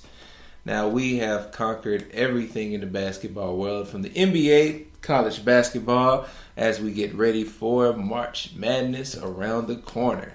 Now, before we get into some WWE, we still got a little bit of NFL talk to get on to. Of course, we know the season is over with. The Combine is coming up first week of March, so get ready to see as we move toward the NFL draft to see how some of these top prospects are going to look on their Combine day. And some, well, go ahead. No, go ahead. Finish your statement. You good? Yeah, finish your statement. All right. Yeah.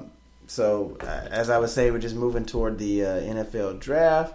And then the Combine, and then some of these top prospects obviously will have their pro day, so you'll have scouts that can actually go see them up close and personal on their pro days, and as we get ready for the NFL draft and potentially get ready for the off season of the NFL.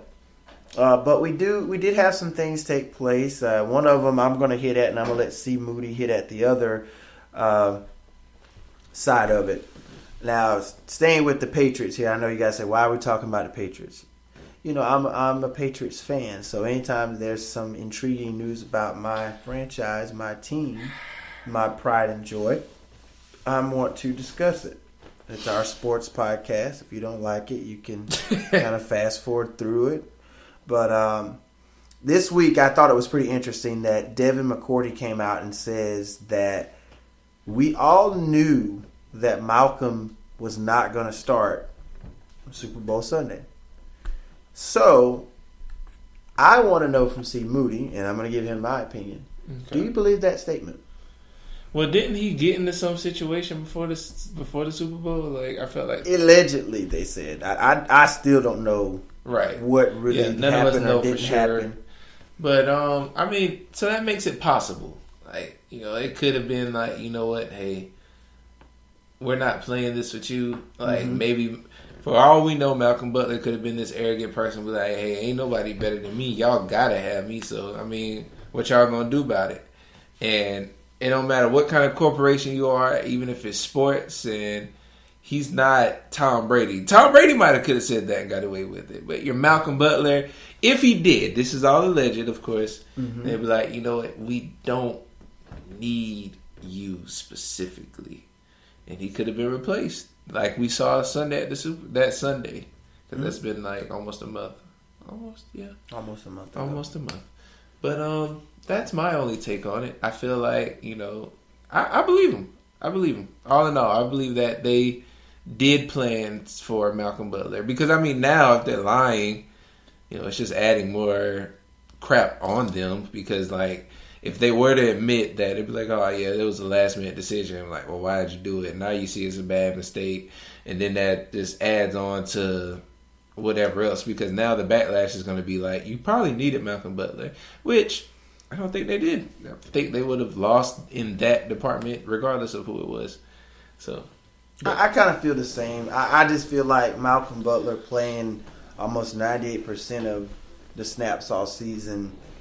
But the thing that kind of makes me second guess is this dude is sitting on national TV during the national anthem and just crying his eyes out. Because they decided. That seems like somebody just literally just came to you and just been like, hey, hey, Malcolm, I need to put you aside. I need to talk to you. You're not going to start tonight. Now, I'll say this.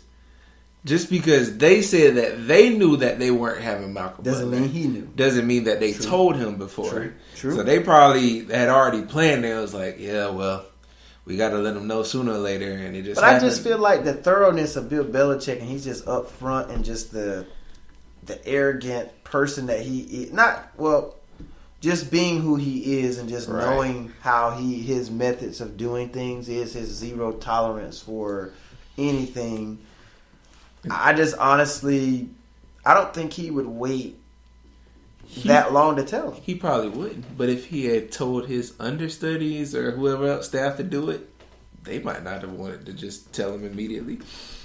But I mean, I just feel like Bill Belichick is a person that follows up on his decisions. But even if he entrusts you to deliver the news, hey, did you tell Malcolm he wasn't playing? I feel like on Super Bowl Sunday, he probably had a lot. His confidence in his team probably. He didn't have a lot going on because during that week he was at a Timberwolves basketball game. He was. I'm sorry. He was there only for the first half of it, but if you can go to a basketball game and.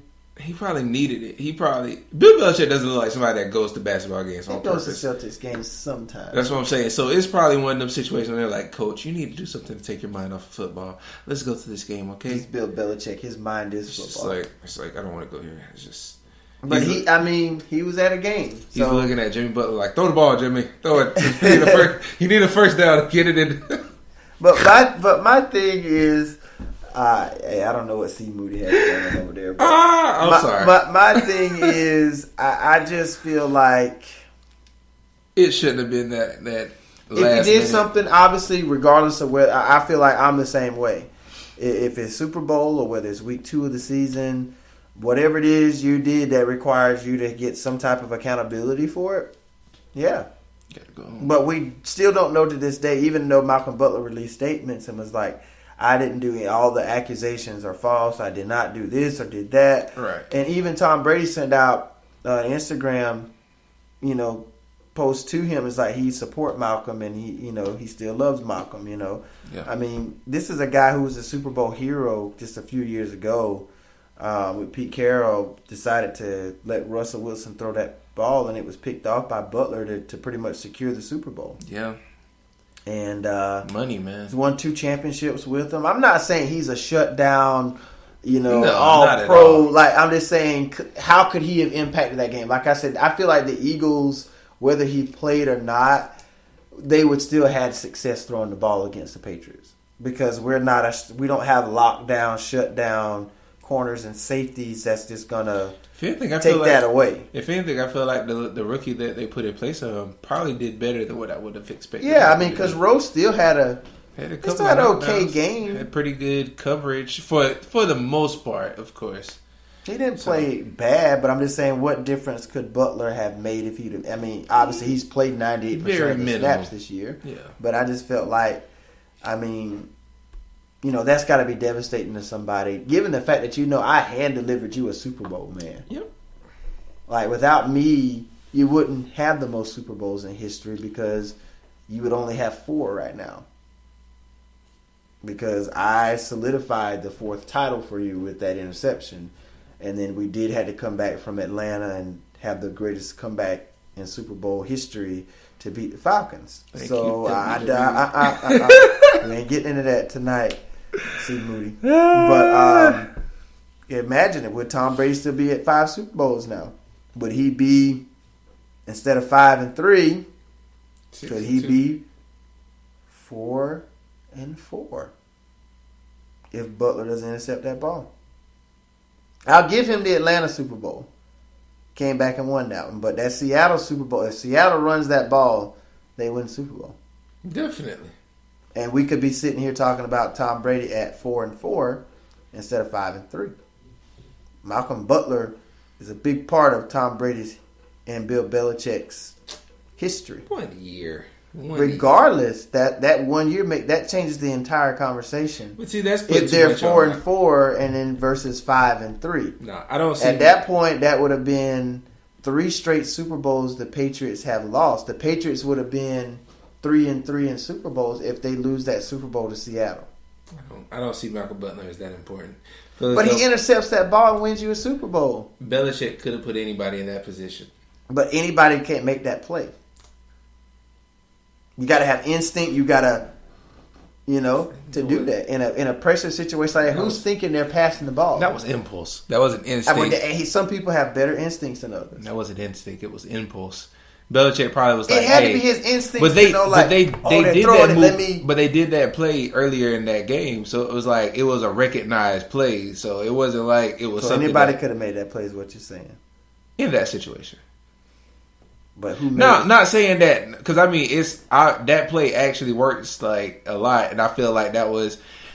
Did you see how quick outside Malcolm Butler was on that play? Outside of conspiracy, I feel like that would have been Pete Carroll. Like, you know what, they're expecting to run. I'm gonna hit this because this is what we as our go-to passing play for a first down. So, and he just catapulted himself as the dumbest call in NFL history. Was it the dumbest call? It was the dumbest call. Or the best script? It wasn't scripted. I'm sorry. It was the dumbest call ever. Pete Carroll gave that Super Bowl away. You're right. He gave it to... That's like it was hand delivered to them on a silver platter. Here you go. I just want to know what Pete Carroll got in return for that. I don't know. He got a Super Bowl off. I know he got... I'm sure he got a lot of money from Bob Kraft, too. I don't know anything about that. So, but I'm just saying, I don't think Butler knew beforehand just because of the reaction. Unless he knew and it just hit him during the national anthem right before game time, like knowing that he wasn't going to play. Because the Patriots are so good at keeping things in house. Like it's so like you really don't know the gist of what's going on. Look at them during Spygate. Look at them during Deflategate. Their responses and how they, kind of answer the question without answering the question. And then now we're keeping this under wraps with Butler. Did he know? Didn't he know? Regardless, at the end of the day, the Patriots did lose the Super Bowl. So it didn't have anything to do with the outcome of the game. But it's just a fact of him being a free agent this year. What's the future for Malcolm Butler? Where would he stay with New England? I don't think I would want to stay with a team that did me like that in the biggest game of the year. Nah, but he knows what's going to happen next year. I mean, I honestly think he's going to go away in free agency. No, he's not. You think he's going to stay with New England? Yeah. I mean, could you honestly want to play for somebody like that? That would, if you're innocent and you knew in your heart that you didn't do any of these things they accuse you of doing. Also, too, I heard that he was late getting to Minnesota because he was sick. Prior to when they were traveling to Minnesota, he got there like a day later. And I don't know if they're trying to claim that he did some things, because usually there's tight rules, during Super Bowl week for people teams. People can lie and say, "Hell, I'm sick," but he's been spotted at so and so. Yeah, doing this and doing that. So we don't know what's the truth of the matter behind that. But my thing is, for the Patriots being such a team that's accustomed to going to Super Bowls so much, you would think that wouldn't even be an issue for them. The expectation is already set. This would have been Malcolm Butler's third Super Bowl in 4 years, so you kind of know what to expect from Coach Belichick, what he expects you or how he expects you to conduct yourself during Super Bowl week and even throughout the entire season. Yeah. To have something like this happen, something went down, we know, for Bill Belichick to make the decision. Something definitely went down. And for him to say that. So that's just why I kind of want to hit on with that now. Mr. Speaking on got Patriots, another issue. Speaking on Patriots, I know this year, whenever I saw my man Sam Bradford or Nick Foles, I always love to talk about, they came from St. Louis or the Rams, whatever. So in that situation, I guess we have to do it for the Patriots because this recently happened. Of course, we know Jimmy Garoppolo was given away basically to San Francisco. Don't remind me. I'm sorry, man. And earlier we found out earlier in the month that they have given this man who's only been there for 7 games. They've given him a 5-year contract extension, and the deal is worth $137.5 million. Go ahead and round it up. It's $138 million. I hate that point. 0.5. Round it up. It's 137,500,000. There you go. It's just and now he's the new highest paid quarterback right now. He will roast the most annually every year, toppling Big Money Matt, which he didn't deserve that to begin with. But whatever. Anyway. Matthew Stafford is a good. That was a heist. Yeah. That was a heist of the century. He is a really good quarterback. Got all them people money and. Hey, no, he can't help that. He's just like Andrew Luck right now. He's a very good quarterback in a bad Andrew situation. Luck doesn't play football, so he ain't. I don't know what Andrew Luck is anymore. That was disrespectful. It's honesty. Wow, it's honesty. Okay. In the spirit of transparency, I don't know what type of quarterback Andrew Luck is anymore. Wow. You know what? I think with that being said, we need to go ahead and No. leave. No. I'm just saying I hadn't seen him play football in over a year. I don't know what kind of quarterback he is now.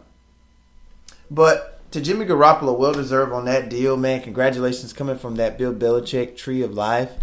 Congratulations to Jimmy G. In 7 games, though. I mean, think about what he's did since he's gone to the 49ers. They were like, 0-10? Yeah, they were. And when he got there, he won, 4 out of his 5 starts? Yeah. And they finished the season 5-11. And I guess they said they want to go ahead and lock him down before something tried to happen. You know, and I'm Patriots glad that he got the guaranteed money. He's a 2-time Super Bowl champion, and he, even when he took over for Brady, when Brady was suspended for the Deflategate saga, he had some good showings. He did. He really did. Had some good showings. So I think the future's bright for Jimmy G, and hopefully they can try to build that franchise around him. I wish he was still in New England, just to kind of, when Tom decides to hang it up. But a lot of people felt that there was some disconnect there with how they should address that situation, whether to keep Garoppolo or trade him. So I think a lot of people felt Robert Kraft made the ultimate decision to stick with Brady, given the way how Brady was playing at over 40 years old, an MVP caliber year, MVP season at 40 years old. So, I mean, you can't keep the young talent on the bench for that long and expect him to stay and not want to test his or take his talents elsewhere. It's true.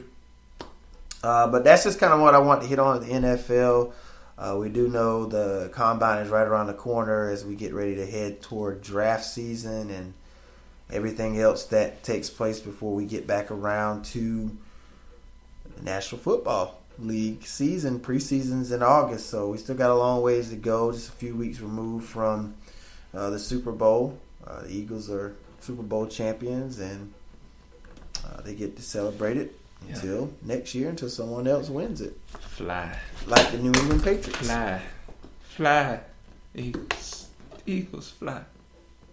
Yeah. I got to tell a quick story before we get off this, and we're going to hit on the WWE. But the week after we lost the Super Bowl, good friend of mine works for Verizon, comes in our store all the time to coach some of our Verizon people who have worked for us. And he kept calling me that day because we were very cordial that week. He gave me time to grieve the loss. And he wasn't one of those arrogant fans, really rubbing it in. But it all came down to him showing up at my job. Because he called me and texted me. He's like, "You at work today?" And I was like, "Yeah, I'm here." He's like, "You want to go have lunch today?" And I was like, "Yeah, matter of fact, we can go get lunch." So I was back in the office, and he shows up with the Eagles jersey on, Eagles hat on, has an Eagles blanket, like a throw, has it tucked under, so it's like a cape on him. He has like a JBL little hip pocket speaker playing the song "Fly Eagles Fly," and he is following me around the store singing the "Fly Eagles Fly" song. And I'm trying to escape him, and he is following me everywhere that I go. Customers are looking like, what is going on? My GM got a great kick out of it, got a great laugh out of it. That is probably the most... And it was the most embarrassing moment beautiful of thing my I've life. heard this entire month. That is... So I knew he was building to do something because he didn't really hammer me right as much, texting me, calling me.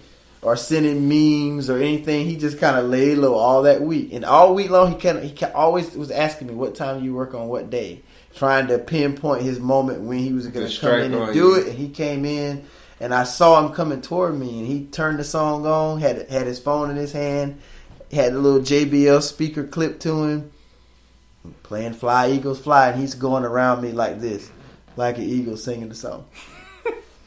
So yeah, that's just my experience of losing the Super Bowl.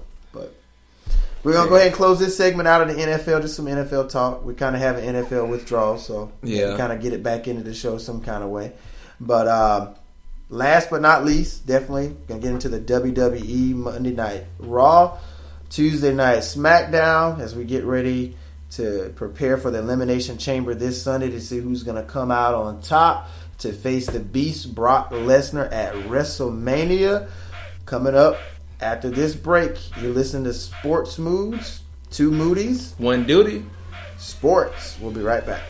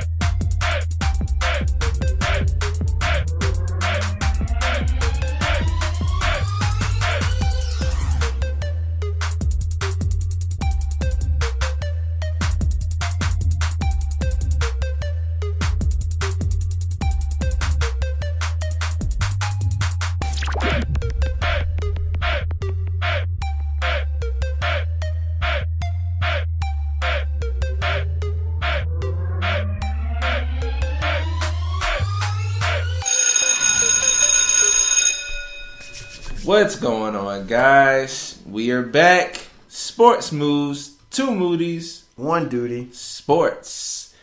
We've talked about basketball, NBA, college basketball. Got our little tidbit taste of NFL in for a moment. And now we're into some good old wrestling as we get ready for the Elimination Chamber pay-per-view, which will be one of the last brand-exclusive pay-per-views. As we get on this road to WrestleMania, this is the Raw exclusive pay-per-view. Next we'll have Fastlane, then WrestleMania, and then after that, we're getting back into both brands together, where both brands face head-to-head in competitive combat. Well, it's still gonna be brands, but they'll just have the pay-per-views will be all, the matches will be all in one pay-per-view, yeah, they'll which be is all good. together. I love that. Yeah, so but it's gonna be longer. Yeah, that's fine. It'll be longer. I like all of it being together at once. Right. So the last couple of weeks, I guess, because we did miss the Raw before, which wasn't much. Honestly, the focal point of, well, there was one hilarious point, but the focal point of Raw the week prior to this past was Seth, the fact that, you know, he doesn't have a tag team partner because Jason's now out with injury, off of a real injury, and he's trying to find a way into WrestleMania. So he's kind of talked Kurt down to, you know, stake his claim to get into the Elimination Chamber match. Kurt says it's up to the audience. So, of course, everybody loves Rollins. And Rollins doesn't want to just be somebody in Raw. He wants to be Monday Night Raw. He wants it to be Monday Night Rollins.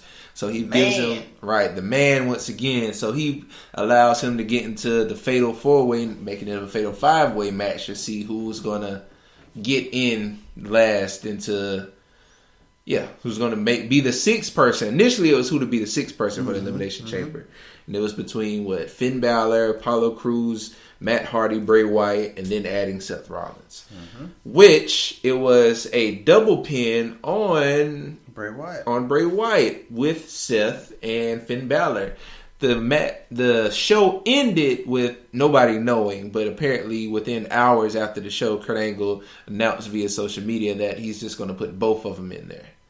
And so that's pretty much the excluding the matches, I think, between Sasha versus, I think Sasha was in a tag match. Yeah, I don't quite. I think she was in a tag match. And I know Mickie James had to fight somebody off of Absolution with with Alexa Bliss saving her.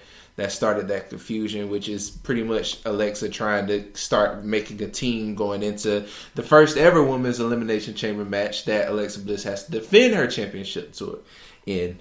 But the one thing I wanted to say about the last Raw that was hilarious to me was Elias. Elias, of course, with his weekly stuff, he does his little part.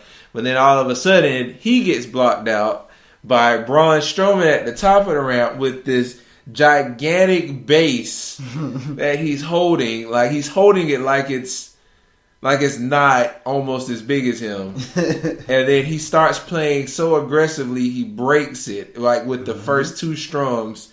But then sings actually kind of good. It was just okay, right, and it was just hilarious. And he's using this trademark "get these hands," and I feel like it's the perfect phrase for him. I like it. Of course, we like the Monster Among Men, which he's still that, but the "get these hands" is like a whole next level branding for Braun Strowman. Then he not only goes in the ring with Elias, beats him up, he's trying to crawl away. He destroys the base on Elias's back. Deserved it. Oh my goodness. That probably was the best segment of that. I love that. I love the way they played the logic on that. That's the first time I've ever seen someone kind of take Elias's stick and just kind of use it against him. And then at the end with the smashing the instrument across the person. So that was huge that he did that. Exactly. Any other parts from Raw that you wanted to touch on? I would just say from the week before, Asuka and Bayley had a really good match. Yeah. It went down to the wire, but Asuka still remains undefeated, as we know she will. Nia Jax continues to... matter of fact, no, it wasn't Asuka versus Bayley. I do apologize. It was actually Sasha versus Bayley. That's right. Okay. And then Asuka, after I think Bayley beat Sasha, and then Nia Jax comes out, destroys both of them in a matter of seconds, and then the little woman reporter asks her like, "Hey, why would you come out here, stick your nose in something that you don't, belong in or whatever?" And she was like, "All I've been hearing is that Sasha and Bayley push Asuka to her limit. And I just destroyed them in a matter of seconds. So what does that mean for Asuka?" So I like the logic that they're playing with Nia Jax. I like the fact that she's getting back to being a heel again. And I'm really anxious to see how this match is going to go with it. And now the fact that we don't know what role Rousey's going to play yet. I know she's got a contract signing at the Chamber. So I don't really know where they're going with it. Yeah, so... that's up in the air. So. It's up in the air right now, but I think they got to make her a part of Mania some kind of way. They have to put her in. I think that's what the delay is. Because, all right, so with Wrestle Talk TV, which is the podcast that I follow on YouTube, their idea is that the initial thing they want from Ronda Rousey is for her to do the mixed gender tag match, her versus Stephanie McMahon, Triple H, ideally getting The Rock to kind of play off of the last time they were at WrestleMania, making a WrestleMania moment. Mm-hmm. But they're having problems trying to get around The Rock's schedule. So I heard that too. Mm-hmm. So with that, they're still trying to keep that mixed tag match up in the air with possibly using Kurt Angle. They first said Seth, but I feel like they're starting to kind of play Seth towards something different now. But Seth might still be up in the air because I don't feel like he's going to win. Mm-hmm. And Braun Strowman is still a last option. That's not the first initial ones, but they're still saying that if they had to go outside of those two, Kurt Angle, Seth Rollins, they can use Braun Strowman because of the angle with Triple H ending at Survivor Series. Yeah, could. So could. And then I was talking to one of my buddies today at work too. he was saying he thinks that Braun is gonna win the Elimination Chamber, and they could potentially make a triple threat, which I wouldn't want to see with Roman and. It wouldn't be a triple threat if he wins. But they were saying maybe they could, or no. Matter of fact, he said either it could be a triple threat, or they let Braun win the Chamber to go against Brock and finally beat Brock at Mania. Right. And then you have, he said, Reigns and Cena again, go at it again at Mania this time on I guess the rubber match, or just a. You know what I want to see? The changing of guards or whatever in that type of match. But I don't really. And then he was saying too with Asuka, he was saying maybe Asuka and Rousey will fight at Mania. But I was like, but Asuka's the number one contender for the women's title. Right. So he was like, well, maybe somehow they throw her into the Elimination belt Chamber. go. I don't know how they would do that. How could Asuka go into Mania as the champion when she's the winner? Oh yeah, she can't go into Mania. Ronda would have to go in as the champion or something with Ronda. Maybe Ronda gets the belt, and then that's how you get your. But how can you bring her in that quick? And then she gets in the championship picture without having to go through the roster. Exactly. That'll blow Ronda. I mean, now I will say this, because of Ronda's hype about her, I can see that they do that. It wouldn't have, like you said, there's no logic to it, but I can see them do that. But that would destroy her momentum if she goes into WrestleMania and then loses it to Asuka. So I don't feel like that would be ideal for them. If she's going to be put in the title picture, she has to be just picked against somebody that's going to. Because I initially thought she was going to go to SmackDown. I mean, I know her, but then how Asuka kind of slapped her hand away. But she kind of looked at Charlotte a certain way too. Right. And it kind of looked like her and Charlotte. Eventually in the future we'll probably see them. That's what I thought the initial WrestleMania plan was: Ronda versus Charlotte. So speaking of SmackDown, I guess we have to get into SmackDown Live the week prior. I don't remember much of it. I know that one of the focal points to that week was that it was supposed to be Dolph Ziggler versus Baron Corbin to see who would get added into the triple threat match. I don't get that.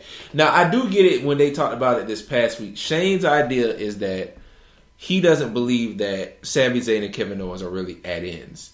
They're still just finding another way to get back together to beat AJ Styles, and this time they have it this time and still be co-champions or whatever, or they still support each other as champion.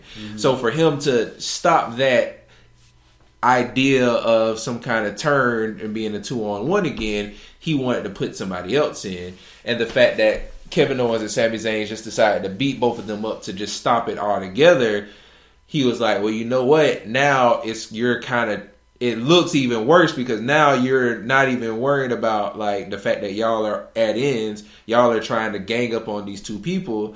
So now you know what? They're going to fight you guys, and if they both get in, it's a fatal 5-way. And I get it, but I just don't understand where they pulled Dolph Ziggler from. Like, this guy went off TV, won the U.S. title, and was gone for a 3-4 week span, and then pops up in the Royal Rumble at number 30. And now he's just walking right back into a title shot again. Something else I've heard, Wrestle Talk TV on YouTube. Check them out, Ollie Davis and Luke Owen. But they said that Dolph Ziggler was initially planning on leaving. He really was. But WWE, quote unquote, gave him a contract offer that he couldn't refuse. So now he's willing to just take anything. Like, now he's like, hey, you throw me anywhere, I'll be the jobber. I'll be wherever you need me to go in, because now you paid me enough for me to just sit here and stay. Even though they said, another source said that Dolph Ziggler really wasn't going to leave. He was just pushing them on edge to get more money since they weren't using him. Even though, which is still weird because they did give him a U.S. title. So that's where some people still believe that he was trying to leave. I thought he was done. Yeah, I did too. I thought Dolph is gone. So I think that, like I said, they probably paid him enough for him to come back. And I guess that's where they just decided, hey, we'll just throw you in here just to show that we want you back and we're going to use you. We'll put you in this thing. Because, I mean, once again, during Fastlane, I don't feel like he's going to win. So. And then everything else I remember from the SmackDown previous week, we saw the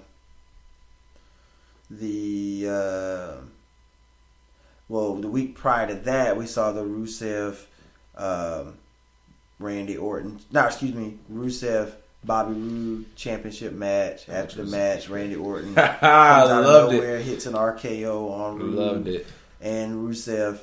And then they had like an interview last week about the top 10, and they were saying how Randy Orton was number 9, and Bobby Roode was saying where his spot was and all of that. And he was kind of saying to Randy Orton, maybe you're low on the list at number 9 because the way you sneak up on people, you can't, you just always coming out of nowhere on somebody sometimes. Right. And then somehow Jinder Mahal, he comes down and is bragging about, picking at Orton about being number 9 on the list. And Randy Orton was just like, I don't care about a list or anything, like a top 10 list or whatever. And he was just saying, when Bobby Roode was like, hey, maybe you're number 9 on the list because you're always sneaking, behind people or doing things when people are not paying attention. And he was like, you mean like this? And he hits an RKO on one of the little Singh brothers, and then it becomes a little battle in the ring, which Jinder Mahal gets the best of both of them. Right. And it looks like they're going to kind of intertwine Randy Orton in the U.S. title. Yeah, it looks like it's going to boil into a triple threat match. That's what it looks like. Mm-hmm. So, besides that, you have, like I said, the storyline of adding Dolph Ziggler beating, I think he beat Sami Zayn, Baron Corbin beat Kevin Owens, added them all in. So it's now a fatal 5-way at Fastlane, which happened after Elimination Chamber. That's pretty much all I can think of. Of course, we see the Bludgeon Brothers kind of destroy people, but ominously avoid the champions, but still pose that major threat, I guess you would say. I don't know if the Usos even did anything that night. No, they just came out and they cut a promo. Right. And they just kind of, that was it for them, and they kind of walked past them again, and that was it. Yeah. So that was pretty much that week. So now we're getting into the home, the home Go Home show? Go Home Show. Go Home Show this past Monday Night Raw leading into Elimination Chamber this Sunday. And that possibly had one of the best matches best matches of this year so far. And that was the gauntlet match that started off Monday Night Raw, which all 7 people would be intertwined in this match one-on-one. Once somebody was a winner in the first 2, another member of the Elimination Chamber would come out and so forth until all 7 have competed. Started off with Seth Rollins and Roman Reigns. Good match. It was a good match. Seth Rollins beats Roman for a quick roll-up. And, I like how they're stare down. It's like they're still trying to be friends. It's like, I just got the better of you. You know what this is. We're trying to see who's going to get it. And so John Cena comes. This is the match that if neither one of them really, of course, I don't think either one is going to win at WrestleMania. Elimination Chamber. Mm-hmm. This is the match I would want to see at WrestleMania. We've seen them on a big stage before. And it's just because of how they played this match. And I think the highlight of it was just, of course, Seth Rollins' resiliency to John Cena. John Cena kind of looking heelish because only heels really let people just get the kick out, like the count out wins, and just really trying to beat them down kind of a situation. I think Cena's strategy was just like he already preserve himself for the rest of the guys, and he's already know Seth has been in this match. Right. I think it was like 25 minutes or something. Yeah, before at that point when he came in, ended up being like an hour and 5 minutes. But Iron Man Seth Rollins, first and foremost, what an effort from Seth Rollins in that gauntlet match. The little hour and 5 minutes without a break, without stopping, on a show like that. He's in excellent shape. He is. They call him CrossFit Jesus because he's like his workout regimen is so extreme what he does. And then, to be able to put on the show that he did, him and Cena did some great things. Every time him and Cena have a match together, the only other bad match that I can remember they had is when he broke John Cena's nose, when he kneed John Cena. But they had a really good match at SummerSlam a couple years ago. That's when Seth won both the United States and he had the WWE Championship. They had some really great matches, and he actually did that. A lot of people were shocked that when he caught John Cena and put John Cena on top and did he did that in that SummerSlam match a couple years ago. Really? If you go back and watch it on the network, I think it was SummerSlam I gotta watch 2015, because he came watch out in the all white. Yeah. And fought Cena, and Jon Stewart ended up interfering in the match, and that's how he. I remember Jon Stewart's interference. Mm-hmm. But that was a really good match too, and we saw a number of things that I saw in that match. It was still good to see again to show like 3 years later they still can have a high caliber match together. And Seth really, he gave John Cena a brutal curb stomp though. Yeah, he did. I'm so glad this move is back. So happy. Shout out to WWE for that. It's my good move. That curb stomp is where it's at. Yeah, definitely. He still tries the little knee thing, but he uses that to set up. Yeah, I like that. Yeah. I like that it's a setup for it. Mm-hmm. So then after that, of course, Elias finally comes and he finally just finishes him off, kind of picks the bones at Seth Rollins. I like his finisher too. It's quick. It's like right. It's a snap move, like it's over. Drift away, I think that's what it's called. Yeah, drift. You don't have to take a long time to get the player. I mean the wrestler in position to hit the move. You get them set, and you just do your. Here's a random thought. Just thinking of it, because I think Elias and Seth look kind of alike. Just the fact that Elias is just a bigger version of Seth. Yeah, they should be a tag team. It wouldn't work. Nah, it wouldn't work. But I would like that. I feel like I can see them have a rivalry, a little rivalry. But they look too. It's like I'm fighting myself. They for me, kind of look alike. For me, like you said, he's a little bit bigger than Seth. And at that point, Seth was like, he was fatigued. He didn't really care. I thought he was going to kick out. I said, now, if he kick out of this drift away, because at one time I was thinking, I said, there's no way they're going to let Seth Rollins get to the end. They let him get to the end. Braun is going to destroy. He's not going to the Elimination Chamber. Right. Braun's going to power slam him like 4 times just for no reason because he knows he's not going to make it. But I mean, I guess that would have been interesting to see, but to see him beat all of technically the top players right now. But then and to beat Roman Reigns and John Cena in the course of an hour, that says a lot. Back matches, that was enough to get him over, and that's what he needed. So and that's. But I love what John Cena said in the middle of the interview. He was like, "But Seth Rollins is trying to be Mr. Monday Night. That's not what it's about. Yeah, it's about winning at the Chamber." And even Seth came back later after he was eliminated. It was just like, it all means nothing if I don't win this Sunday. But yeah, it's kind of like. You won the battle, but the war is still to come. Right. And you know what? I got a little worried because I think after one move, Seth, I saw him a lot grabbing one of his legs. He sells that so well, though. You can't even tell. I genuinely was like, man, don't tell me this man's going to be hurt and he's going to have to miss WrestleMania. Like, I genuinely thought he was hurt. But like you said, he is great at selling with stuff, though. He really is. Because I felt like if he really was hurt, Cena wouldn't have put that STF on him so much, yeah. So... yeah, it did look like he kind of tweaked it a little bit, but he did kind of tweak it a little bit, but he battled it through. He really did. I got to give big kudos to him. Yeah. So then we saw after Elias finally put away Seth, Finn Balor come out. Finn Balor beats Elias. I like how he showed respect to Seth as he was walking out too. Yeah, he did. He kind of stopped on the ramp and kind of like. Because he did something similar to that in the Royal Rumble a few weeks ago. You know, kind of he was the Iron Man of the Rumble. That's true. Mm-hmm. So maybe they're setting up. I don't know. All right, we're not going to do that right now. So then, of course, The Miz and The Miz Taraj. Started off with The Miz Taraj coming out and he getting attacked behind by The Miz. Miz Taraj kind of plays their part through the entire match. And, of course, The Miz finally gets away with a win on him. And then there's Braun Strowman, and it was hilarious how the Miz tried to legit run away. He's a coward. Funny. He's supposed to be. Yeah, he is, but it was just coward champion. Hilarious. He finally pulls him in. It's pretty bad. Destroys him and the Miz Taraj, gets an easy win. Then finally goes up the ramp. Says, I forgot what he says to the lady, and he's like, but you know what, I'm not finished, like, I gotta go back.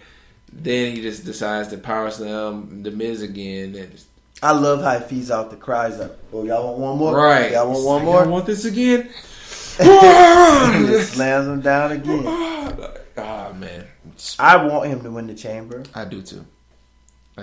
But We'll may discuss not this later. happen. We'll discuss this later. Then we have one of D. Moody's favorites, 6-woman tag match. Multi-person matches. We have, what is it, Mickie James, Sasha, and Bayley versus Alexa Bliss with Absolution, yeah. Mm-hmm. And who? I did not see that match, to be honest with you. I don't even know what took place there on that one. I want to say no, because something happened for Alexa and Mickie to kind of get out. So, like, I know towards the end, I forgot who wins, but I know it shows their teams. Like, it shows Alexa with Mickie, Absolution, and Sasha and Bayley still kind of being like a frenemies right now. Mm-hmm. So that, and then of course, I don't even remember what the main event was. The gauntlet match, like I said, was the real highlight for me. There's truly, I don't feel like there was nothing else. And you know what's weird? Haven't seen or heard from Brock in the last. He doesn't have to be here. He's just sitting back, training, getting ready for WrestleMania. Hate it. Oh, that's something else. Apollo Crews and Titus O'Neil, which I respect Vince McMahon for doing this. If you notice that Apollo Crews is now just going by Apollo. And they're doing that. They said Vince McMahon truly was disgusted by the guy who did the shooting in Florida. And his last name was Crews. And he was like, he doesn't want anybody to even say the name Cruz on TV again, at least not under his programming. So he just dropped that, and now he it's did just that to Apollo. Elias too. Yeah, because Elias, what was his Elias Sampson. Elias Sampson, and then he just now it's just went to Elias. So he's taking a lot. You don't really see a lot of superstars with full first names. Last names anymore, like you used to. Yeah, unless they're the top tier. Unless they're top tier people like AJ Styles, Shinsuke Nakamura, Randy Orton. Right. You can't even say that because even Sheamus never had a two name. Nope. Who else? Like, I'm trying to think like big people. That's pretty much it. That's pretty much it. I mean, Sheamus, Cesaro. Yeah, Sheamus, Cesaro. Cesaro had two names and they just went to Cesaro because he used to be Cesaro something. I didn't know that. He used to have two names and they just went to Cesaro. Who else? Who was another one? That's pretty much it. Yeah, I mean, you don't really see too many. What do you call it? With two different names. I was trying. Cesaro had a Antonio Cesaro.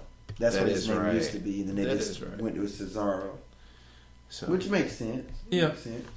Because every time you call it, Antonio Cesaro with the drop kick, Antonio Cesaro with the. So you just kind of want to. Cesaro goes a lot better. Shorten it again. So, but so with that being said, for the matches leading into Elimination Chamber this Sunday, okay, I'm gonna start with our predictions, starting by the actual chamber matches. Okay. So as far as the number one contenders Elimination Chamber matches, which is between, for the men's, Roman Reigns, Braun Strowman, Finn Balor, Seth Rollins, The Miz. Jeez, because it's 7 people. Elias. Mm-hmm. So it's Roman Reigns, John Cena. John Cena, that's what I meant. How do you forget about John Cena? I don't know how I missed that. Can't forget about John. Sorry. He ain't going yet. Yeah, but he's getting there. Nah, he got to get 17. He got about 2 more years on him. Yeah.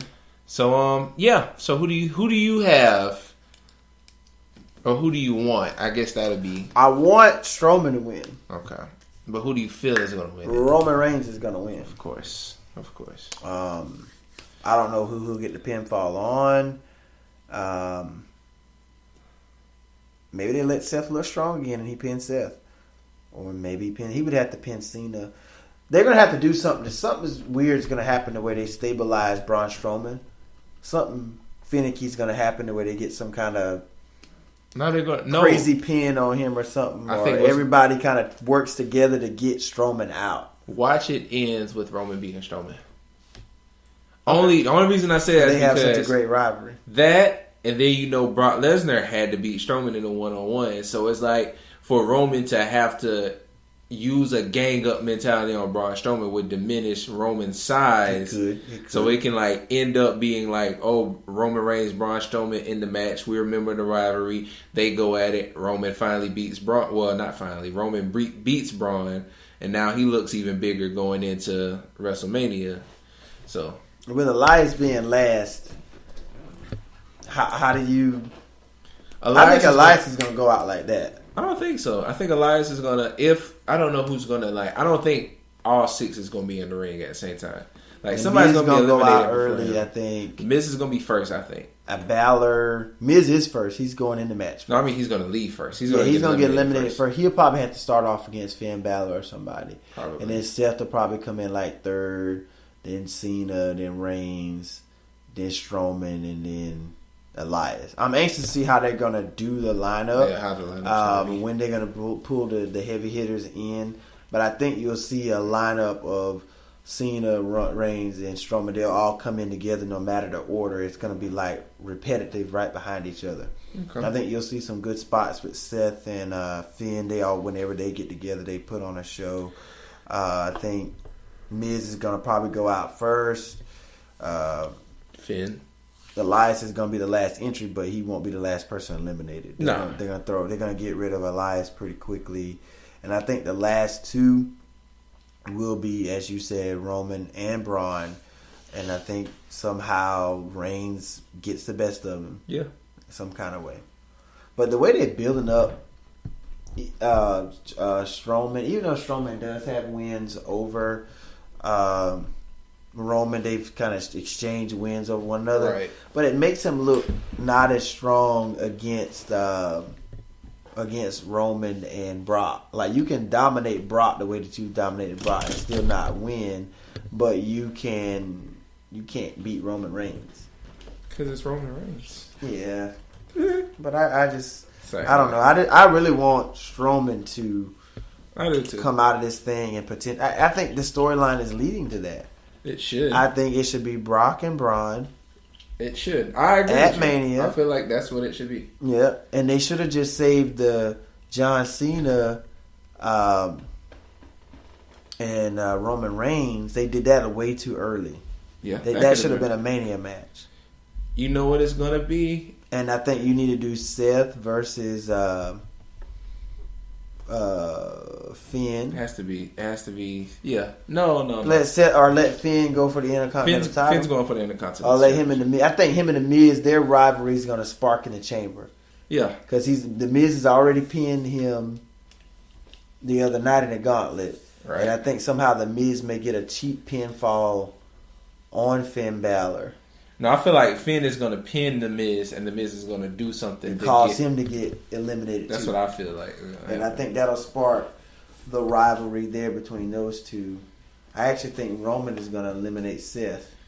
Possibly, because that's kind of adding on to this back and forth that they have subliminally. And I think possibly Roman will get Cena, or Strowman will get Cena out. Or I think it's going to be a time where Strowman is going to dominate Cena and Reigns. You know what? All right, so this is what I was thinking of just now. I feel like the reason they got it a 7-man Elimination Chamber because everybody in that match is going to have some kind of WrestleMania match, and they're setting it up where it's going to be you're figuring out 3 matches. You're setting up 3 storylines. Some matches are going to stem from this. Yeah, you're going to set up 3 storylines with the one person that has to fight Brock. So initially, I already see Finn versus The Miz, and like I said, possibly Seth and Cena. But now I don't like that because like it's not important to me because now it's Elias, Roman, and Braun, and I don't see Elias and Braun having. Or maybe Elias and Cena, because you know their little rivalry being kind of back and forth. But see, if they do that, what I see is then it would go to who would Seth fight? You got to give Seth somebody. It'll be Seth and Roman. Because I don't see them making a storyline with Seth and Braun.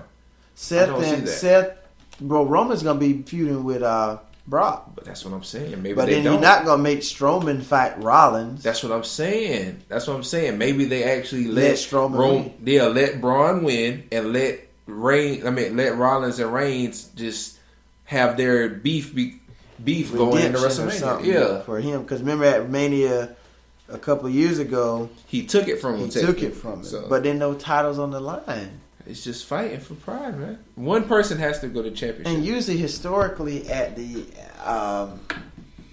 at WrestleMania, they do a ladder match with the Intercontinental title.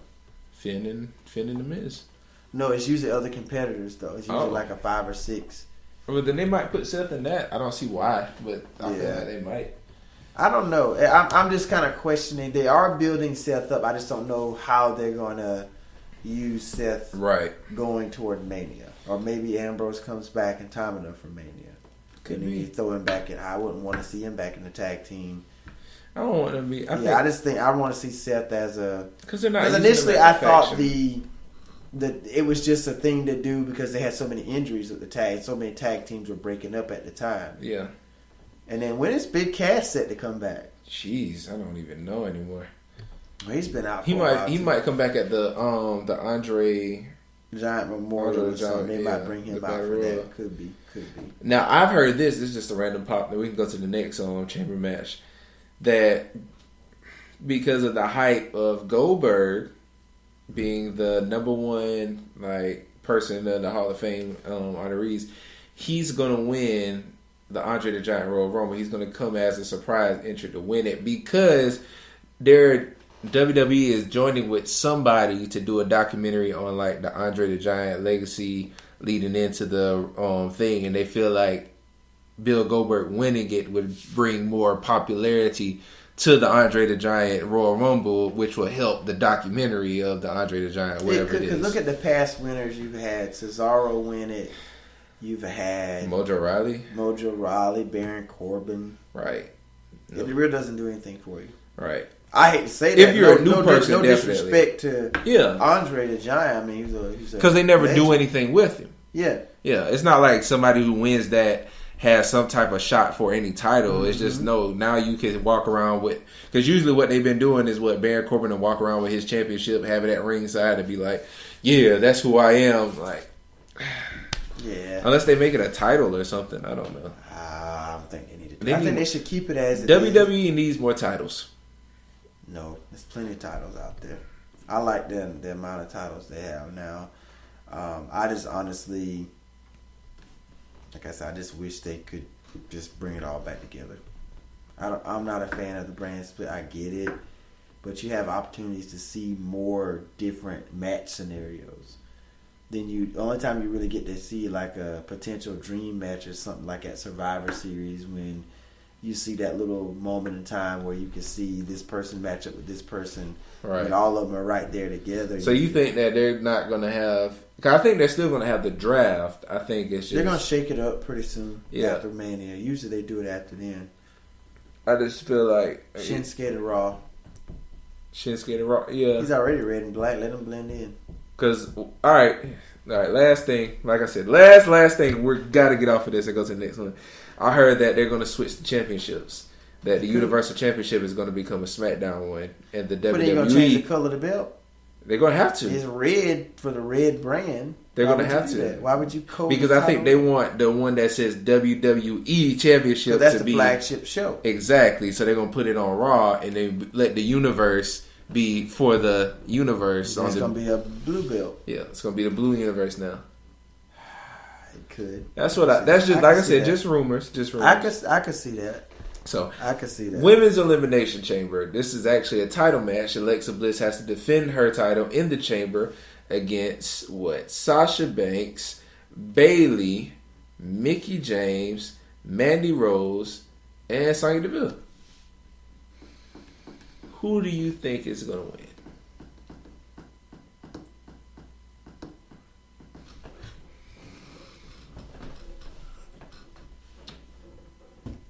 I'm so confused with how I think this women's division thing is going to go, because with how Rousey's in the mix of this. Right. And then Asuka still hasn't picked the I title think she wants to somehow they fight put for. Ronda in that match. You think they're going to add her? And I think she's going to win it. Ronda Rousey on her first night in WWE wins the... I don't. But And that's her and Asuka. I still don't think she's going to fight Asuka. Like I feel like Asuka's Asuka going to go gonna for. fight. I think Asuka's going to go for Charlotte. I don't believe that they're going to make because Asuka's somebody made her decision already. No, she didn't. She hasn't. She sure didn't. That's what I'm saying. They can't. Somebody's going to have a tarnished thing if Ronda and Asuka fight at WrestleMania. Like that has to be something. Like this could be the build up for Ronda Asuka next year if they don't want anybody to beat Asuka this year. I think they're gonna do the contract signing first, and I think when she do that contract signing, she's gonna say she's gonna be like, "I'm ready to chamber. fight tonight. Put me in the Put chamber. me in the chamber, man. You all want to see Ronda Rousey in the Elimination Chamber?" Kurt Angle has been asking for that. And then he puts him in there. Yeah, because they already got a 7-person. So if they designed the chamber to hold 6, like 6 with whatever extra person, so they might do that. Yep. They might put her in there. She makes history because she's got to do something historical. Her first night there. Yeah. So why not let her win the first ever women's Elimination Chamber match and the Women's Championship all on the first night, and let her go into Mania as the champion, and then let her Asuka fight. They're not fighting. I don't see that happening. I think Asuka and Charlotte will have great chemistry together. Yeah, but it's just the fact that I just replay in my head how Asuka just hit her hand away. So they left the book open there with that. But I feel like it's too early. Like they can make. Oh my gosh! If y'all could have seen that D Moody did the infamous Ronda Rousey finger towards, and he's still holding it. Oh my god, holding the finger towards WrestleMania, then looking ominously. Oh my gosh! It was you did it a couple weeks ago. I did. I truly did. But that was funny, man. Perfect time for the camera to die. Yeah. But yeah, I don't know how they're gonna do it. But I'm gonna say Ronda Rousey gonna win it because I think she's gonna be somehow inserted into that match, some kind of way, shape, or form. And see, all right, I never thought about. I thought of the possibility, but I still kind of planned it without them. Possibly And by it being the first ever women's, because right now this match doesn't have much flair to it. That's true. For it to be the first ever women's elimination, I think they're gonna put her in that match, and she's gonna make the history to win the belt her first night, and then she is going to. She'll probably. I don't even think she'll defend it like on Raw and stuff. Her first match after winning the belt will be. Yeah, she's gonna be the pay-per-view. She's gonna be like the Brock. She'll make appearances and stuff, but she ain't gonna wrestle until Mania. I can see that. Mm-hmm. And I think that's where you culminate her and Asuka. Or if Asuka goes for SmackDown, Charlotte, then maybe her and Nia Jax. But then Nia Jax will be lost to Asuka, so she really won't have no momentum going in there. Then she's just going to lose to Rousey. Or maybe she beats Rousey. Because she's never held the women's title before. I still think that there's a possibility that Nia Jax manipulates her way into winning. Not by beating Asuka. To like technicality. Counting her out. Somehow making Asuka hit her with something to get her eliminated, to make it a triple threat, whatever it is. But then the thing is, if that's why it makes me feel like Asuka's gonna lean toward fighting whoever the women's champion is of Raw, because how could you add Nia Jax to a match that Asuka hasn't even decided who she's gonna fight? Because no matter what, it's a women's title is going to be defended. Yeah, but I'm just saying that does that send Nia Jax to SmackDown if she chooses Charlotte? See what I'm saying? Oh, I see it, because it's tying her with Asuka. Yeah, I see what you're saying. So it makes it look like if Jax wins, she gets the follow. She's gonna fight Raw. Whoever the champion is on Raw. True.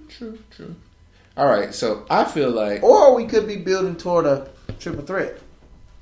Yeah, could be Rousey, Asuka, and Jax. It's not gonna be that. 3 of the most dominant women of their kind, all in one match together. I don't know. I'm just throwing out scenarios. I don't know how this is gonna go, but I think somehow Ronda Rousey, if the whole thing doesn't work out with, because they rumored like Triple H, Stephanie versus her in The Rock, I think they're gonna put her in this chamber and she gonna win. Could be wrong. All right, so I think outside of Ronda possibly being added into that. I feel like the winner is going to be Bayley. No. Hear me out. They squandered that last year with Bayley. Bayley should have first won the women's title at WrestleMania. Hear me out. They also squandered Finn Balor coming back after injury, but now we see where he's leading towards. You got to build him back up toward it. Okay, so now they can build Bayley because I feel like this culmination of this frenemies thing with Sasha Banks is leading towards a heel turn. Yeah, it's going to be a match with them at Mania, probably. With Sasha and Bayley at Mania. I can see that. If they don't let Bayley win. I just wish Paige wouldn't have got hurt because she would have been in this match. Yeah, definitely. Yep. Yeah, I feel bad for Paige, would have still been healthy enough to compete. I like the way they still showing her that she just doesn't go off in I'm glad she's like a manager for them. Mm-hmm. She's going to come back. But I think a lot of people are going to think she's out there as a manager, and when she's finally healthy again, she going to attack. Right. And you're going to be like, oh, yeah, she healthy, she back. So. But I don't see Bayley winning this. It's too brutal of a match for Bayley. Bayley's scared to use a kendo stick to hit somebody. That's what I'm saying. She finally turns up. Like, she's going to turn up this time. You think so? You think we're going to see... I think we should see a Bayley like that, a heel Bayley. No colors, no jumpy people. Just a cold, emo type. I don't know. Bayley. She might be like quirky Sami Zayn heel because Sami Zayn is still the same. He's still himself, but he's just bad now. Yep. Yep. So that's okay. So that's what it is. I still don't feel like Asuka and Ronda's going to happen this year. I just feel like it's too early, but that's still a possibility that's on the table because we don't know ratings, man. Any story. Trying to get them ratings, That's man. true. Maybe they can get enough money back so they can do pyro during their shows again. Oh, my God. I'm just saying. Vince doesn't want pyros. All right. No, Vince couldn't afford pyros anymore. He can afford it. He just doesn't want it. No, Vince has got... No, you're right. If he could bring the XFL back, Vince got the money. That's what he was trying to do. That was going toward that XFL fund. Oh, that's what it was. To take away from pyro. There got to be some budget cuts. Yeah, we're trying to bring the XFL back, so we got to take away the pyro. So, all right. If we take away the pyro for a year and a half, we'll have enough to start the XFL back. We can start up the XFL. So now that means now that he got it going. It's going to be pyro in the XFL. It's going to be fireworks. That'll be hilarious. To celebrate. But you can have pyro and fireworks for football. The return of XFL in 2020, but you can't have it WWE. But I told you the strategy of the XFL. Like, that's just never mind. All right, I know what you're saying. Yeah, I just feel like I don't. That's not going to be so. With the Elimination Chamber having the Miz in it, there's no Intercontinental Championship match. What other matches are there? Will Sheamus and Cesaro? Who they going to fight? Titus Worldwide because they beat them. They might just go into the chamber matches, and they might be really long matches. No, they're going to draw them out. They're going to fight. They're going to fight Titus Worldwide. They probably will, and that'll probably be a little squash match, and you'll probably see... Watch Titus Worldwide wins. I'm trying to think of who else is on Raw. Man, I wish Samoa Joe was in this match. I do too. Titus Worldwide wins, Sheamus and Cesaro split, and they fight each other at WrestleMania. Boom. Because look, the last few times that Titus Worldwide, who would care enough to want to fight Titus Worldwide at WrestleMania? Gallows and Anderson. No, you put the title on the Revival, and you let Gallows and Anderson fight the Revival for the titles because they got like a little feud going right now. Okay, you let them fight it out for the titles. Like maybe have a way. Maybe Sheamus and Cesaro does beat Titus Worldwide. I mean, let's say Titus Worldwide doesn't win. They're gonna win, and let's say some kind of match, somehow Revival and Gallows and Anderson has to fight the winners and number one contender for the whatever. So they win, they fight like Sheamus and Cesaro on Raw or something, get a quick victory. Sheamus and Cesaro and them get a rematch, lose again, and it be a reason like you said, like something one of them cost each other the match or something, and they break up. Because they frustrated that they lost the belts and then they try to win them back, lost again, and that could feud them out to fight each other. And then you have Gallows and Anderson against the Revival for the titles at Mania. You got to build a Revival. Titus Worldwide is going to win. No, they don't. No. Because look, this is why the only reason. Listen. This is why The last few times that Titus Worldwide has fought Sheamus, or Cesaro, I don't care that you write out no on a piece of paper and show it to me. Look, Apollo Crews has been getting the roll-up pins on Cesaro almost every time. Like, you don't see that many pins on Sheamus. You see them more so on Cesaro. So if they lose the title, Sheamus is going to finally be like, Cesaro, you've been taking these pins. Yeah. So it's going to happen. But Titus Worldwide ain't going to be the one to do it. I mean, they're going to lose it quick, though. But out of all the three where have you seen Gallows and Nash in the last 3 weeks? 2 weeks? Fighting the Revival. They haven't been fighting? They have fought the Revival. They ain't fought this past week. I didn't watch it. Yeah, they didn't. No tag team. The only tag team that matched. Because they had the gauntlet match that took up half the show. Exactly. The only tag team match you saw was Apollo Titus versus The Bar, and they beat them by a roll up on Cesaro. I'm just saying. And it might not even be. Maybe they still keep them as a tag team, Sheamus and Cesaro. 'Cause I like them as a tag, even though I like them as independent. But they're not going to be anywhere. They're not going to be put anywhere until possibly after WrestleMania. They might split them up at the brand split. I would like to see Cesaro win a championship. I like to see maybe Cesaro in a Continental, go to SmackDown or somewhere. Or if he don't go to SmackDown, I want Sheamus to go to SmackDown. And one of them needs to go to SmackDown. Cesaro needs to stay on Raw. Yeah. Okay. But unfortunately, I feel independently they won't use Cesaro. So maybe both of them. Maybe The Bar needs to go to SmackDown. Because really, I feel like tag teams flourish a little bit more on SmackDown anyway. So if they're going to remain a tag team, they need to go to SmackDown.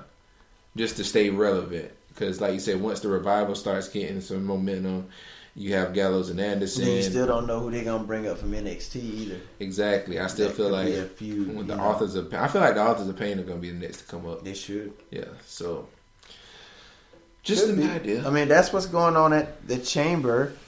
Did you get a chance to really figure out what all really took place on SmackDown last night? SmackDown, I was watching a little bit beforehand. Of course, I know I just saw, just looking at WWE app, that at Fastlane's Bobby Roode versus Randy Orton for the U.S. title. Really? Mm-hmm. Oh yeah, because Shane McMahon made that because Daniel Bryan felt like, oh, this is what happened. Mm-hmm. Jinder Mahal came out to kind of antagonize against Bobby Roode and Randy Orton, saying that, oh, Bobby Roode, says all this stuff about Randy. And then Bobby Roode finally came out and was like, no, I haven't said anything here, good or bad about Randy. And so Jinder was like, are you afraid of him? He was like, stop talking about Randy. This is between me and you. And so finally Randy Orton comes out and I forgot what happens then.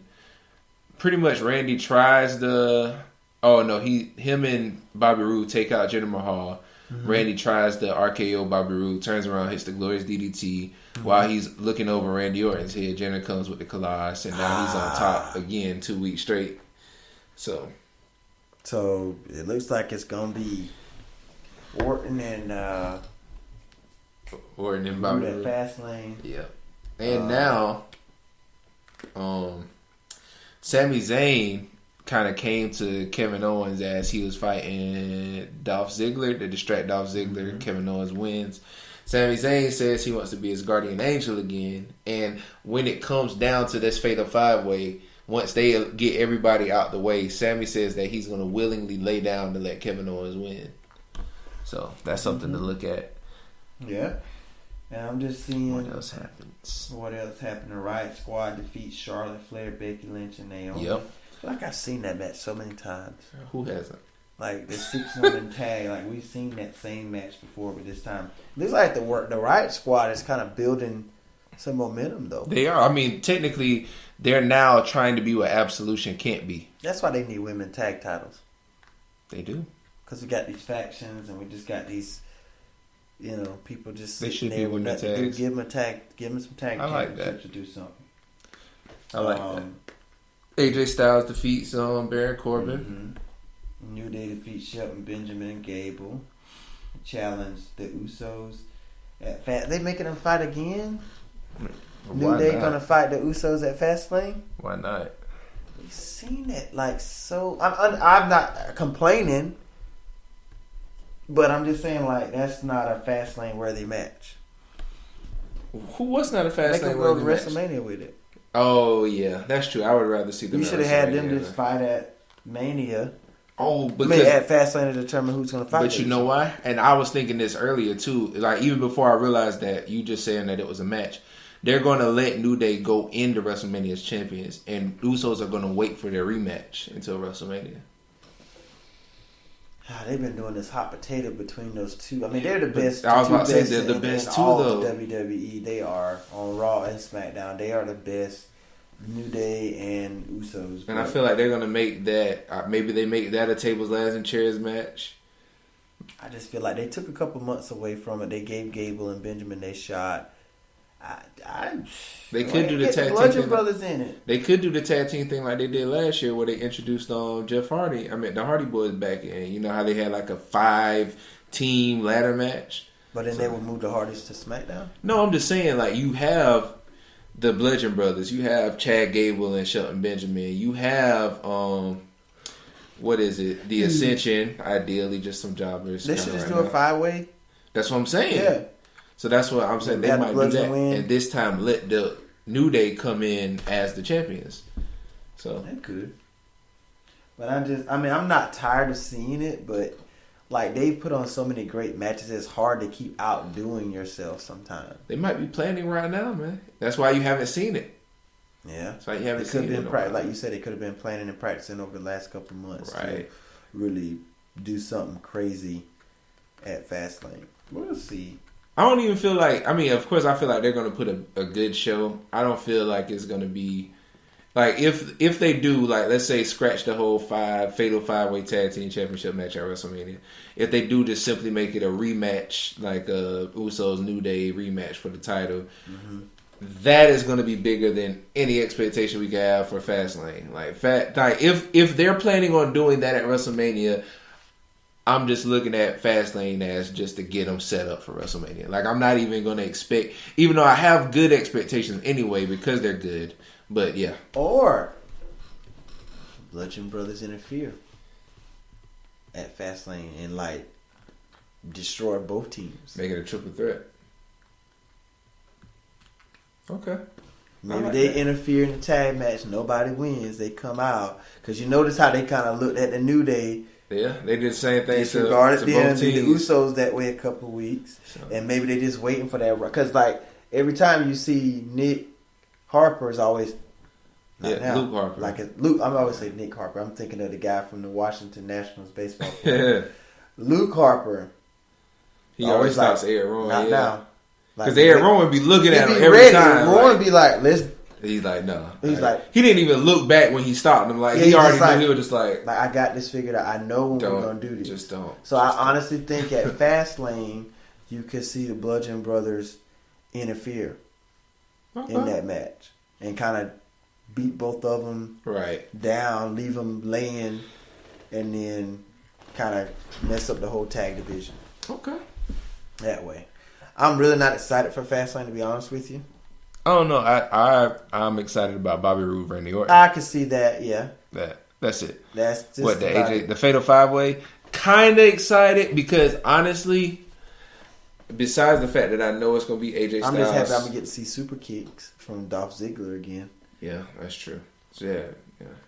But besides the fact that I know that it's set up to be AJ versus Shinsuke, just like it's Roman versus Brock. What is Shinsuke gonna do? He gets the pay-per-view off? Yeah, pretty much. He hasn't been up there. He wasn't up there this week either. But I feel like if I know Sammy's going to turn on Kevin Owens, like I know that's going to happen. And even in my mind, I don't think it's going to be that extreme. But I was like, let's say they pull off their whole thing, they eliminate everybody, and it's just them two in the ring. Sammy sets it up like he's going to give it to him. Reverse the roll-up pin. He wins. But he can't win the title right now. That's what I'm saying. That's the only reason I don't like that. But he's going to portray him some kind of way, though. Because everybody's thinking it's always Kevin Owens turning on the other person. But see, I like Sami Zayn as his wrestler. I like him as a heel. I do but too. I don't feel like Sami Zayn Nakamura would be a better show than AJ Nakamura. Now they put on a great match in NXT, but I'm just all for AJ Nakamura. That's what it's supposed to be, and that's what it's going to be, and that's what I'm looking forward to. That's the only match right now at Mania that I'm like, you got to see. I'm locked in for it. I'm ready for it. I'm ready to see. I just hope WWE just does not You know what? mess this up. The one thing I'm ready for is to see Brock Lesnar lose the championship.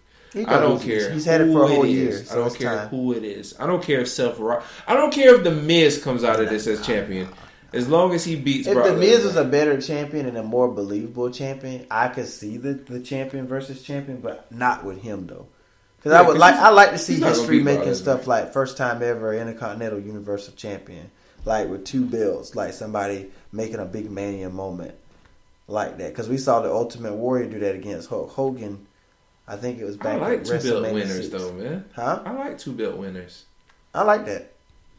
Even if it's not for but a it long wouldn't time. be the Miz. Yeah, it wouldn't be the Miz. That's what I said. If we had a I feel worthier Intercontinental Champion, somebody who could make it believable that you could do that. Because I like how Miz said it. I'm going to be the first ever.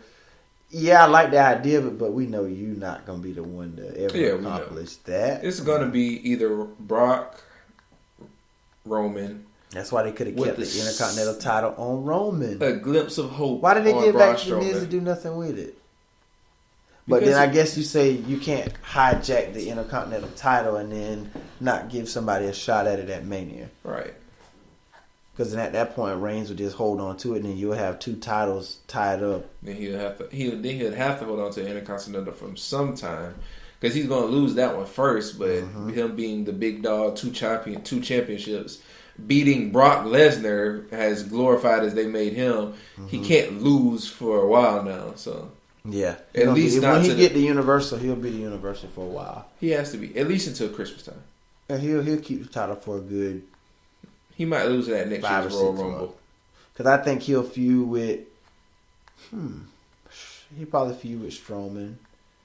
Can't kind of retain a couple times. You got to eventually give it to Strowman, man. I think he's going to feud with Samoa again. He'll feud with Samoa over it. And him and Seth may have a short little rivalry over it. Yeah. Finn may try to go after him. Finn's going to definitely come. I feel like the person who's going to get it back first, who's going to beat Roman first, is going to be Finn. Should be. But I still think Braun deserves a run at it, man. You can't keep pushing his. You gotta capitalize while the getting is good with him, because eventually people are going to get tired of waiting. I don't know. They kind of did that with Big Show. Like really. As much as better as Braun Strowman has been for a big man in years, to me, I feel like solely Vince McMahon playing is that he just found a new Big Show. Yeah. So it's like we don't have to put him in. He doesn't have to win a championship, which I hate it so bad. I really like Braun Strowman, but in his mind is as long as he keeps flipping something over on somebody every certain weeks, he's going to be that person that I need. You know what's going to cause Braun Strowman to lose Elimination Chamber? What? Kane. I forgot. Yeah, because he went missing after he sent him to the hospital. He may even attack Strowman before Strowman can even compete in the match. He's going to somehow find a way to pop in the pod with him and drag him down. I'm going to be so pissed. Yep. So pissed. And that's what's going to give after Roman goes to... That'll set up the triple. As Roman goes to WrestleMania Mania to fight Brock and beat Brock, after Roman does that, that's when Brock will be like, I never had a fair chance to win the chamber because Kane, He's going to destroy Kane at a kickoff at WrestleMania. Yep. Because nobody wants to see Braun and Kane. And they're going to make some kind of stipulation. I would love to see them make a stipulation to the match. Make it a fire match. Make a buried alive match or something. They should do that. Or a fire match. Like Inferno match. How the old... or a casket match. Casket match? Yeah. Yeah. I would like to see a buried alive match, though. I could see them just battling it in dirt and they just going at it. And then Strowman power slams him into the little hole. I feel like if they do, like, just in my mind, I know they wouldn't do this ever again. Well, they'll never do this. If it was like a casket match, a buried alive match, they make Undertaker like kind of like not a referee, but like the ominous overseer. So like because Braun's gonna beat Kane, so it's like he carries his brother out on the casket if he loses, or he finishes burying Kane once he gets him in the hole or something like that. Yeah, does the Undertaker be the one to put the end that be the end of Kane? And then there we go. Just like last year's Mania, we saw the end of Undertaker, and then now he takes his brother with him. Like, come on home. Right. So I like that. I think WWE needs to hire us. Yeah, for sure. Because I forgot all about the Kane aspect of it. So I think he is going to interfere in the chamber. Yeah, unfortunately. And that's how Roman's going to win. Yep. That's it. And That's then how we're going it's to see happening. Braun and Kane, unfortunately, at Mania. We'll see The Miz and Finn. Miz and Finn. Roman and Brock. Seth and Cena. I feel like it's going to be Seth and Cena. Either Seth and Cena. And also, the door was left open with Samoa Joe and Cena as well. True. So it could be a triple threat with Triple Cena, threat Joe, with those and three. Rollins. I would like that. Cena, Joe, and Rollins. And if Dean, I don't think Dean's gonna make it back by WrestleMania. Might not. So, cause I heard the initial idea was that they were gonna be tagged for a while, and Dean finally betrayed Seth, like in the same situation, and then they have that feud that was supposed to lead to WrestleMania. Could be. So it's some ideas out there for it. We just have to kind of see how it unfolds. But yeah. Got anything else on WWE? I think I'm spent. You think it's spent on it, man? Well, looks like we have come to the conclusion of this podcast. Thank you once again for listening to all you out there. Again, as you said, Ashburn, Virginia has been our number one faithful supporter. Big ups to Ashburn, Virginia. Thank you so much for listening consistently. Always showing up on the stat sheet as a viewer or a listener. Thank you so much. Again, guys, if you want to follow us on Twitter at Sports Moods, I kind of control that aspect of things, trying to keep you guys up to date on things that's going on. Breaking news as up to the minute as I can be with it. Mr. C. Moody over here holds everything down on Instagram at It's Sports Moods. Yep. And he kind of does his artistic. Yeah, we're working on it. Features there on there if you kind of like to see, a visual of what's taking place. Right. He's kind of the one to do that. I try my best. Aspect of it for you guys. Also, with that being said, we're starting to try to develop some merchandise. If you ever heard of the website TeePublic, you will go on to TeePublic, type in Mind Library. That is the brand that's going to hold the merchandise for Sports Moves, as well as other stuff. Is going to be Mind Library is a mix between all forms of media outlets, as well as like our sports podcast, as well as some music that you'll see by me, C. Moody, and any other ventures that D. Moody and myself tend to go on to. We just have the initial logo for Sports Moves t-shirt that is up there right now for sale. I think the price is $20. And we plan to do some more, have our personal face logos like my C. Moody, Team C. Moody, Team D. Moody. That might be something to set up towards next year's NFL as we do the Guru picks again. Mm-hmm. So, just something to look out for. If you go towards, go to It's Sports Moods. I'm going to try to put the link on it at the bottom of the bio so you can go directly from the sports page. Cool. Sounds good. I mean, again, for all the support that you guys have given us over these last 6 months or so that we've been doing this. Definitely thank you for taking time out of your day, no matter where or how you may be listening to us. We want you to know that we are always greatly appreciative of you guys tuning in to us. It means a lot. And just pass it along, as we always said, to friends, family, anybody that you know that loves sports talk. If any big wrestling fans out there, NFL fans, NBA, anybody that just loves sports in general and loves good conversation on sports, pass it along to them. Let them listen to the podcast, or just give them our links to find us on Twitter or Instagram, iHeartRadio, Spreaker, YouTube, wherever it is that you may listen to us from. And just pass the word along. We do appreciate all the support that you guys give us, and we only look to get better each and every time we do this. And we're grateful to even have this platform, to hopefully one day that it can get mainstream and we get out there, get ourselves known enough, and we'll be able to do a lot more than what we're doing right now. But definitely. But for now, we're appreciative, and until next week. We're going to see you guys later. You've been listening to Sports Moods. That's D. Moody with C. Moody. 2 Moodys. 1 Duty. Sports. Catch you guys next week. See you guys later.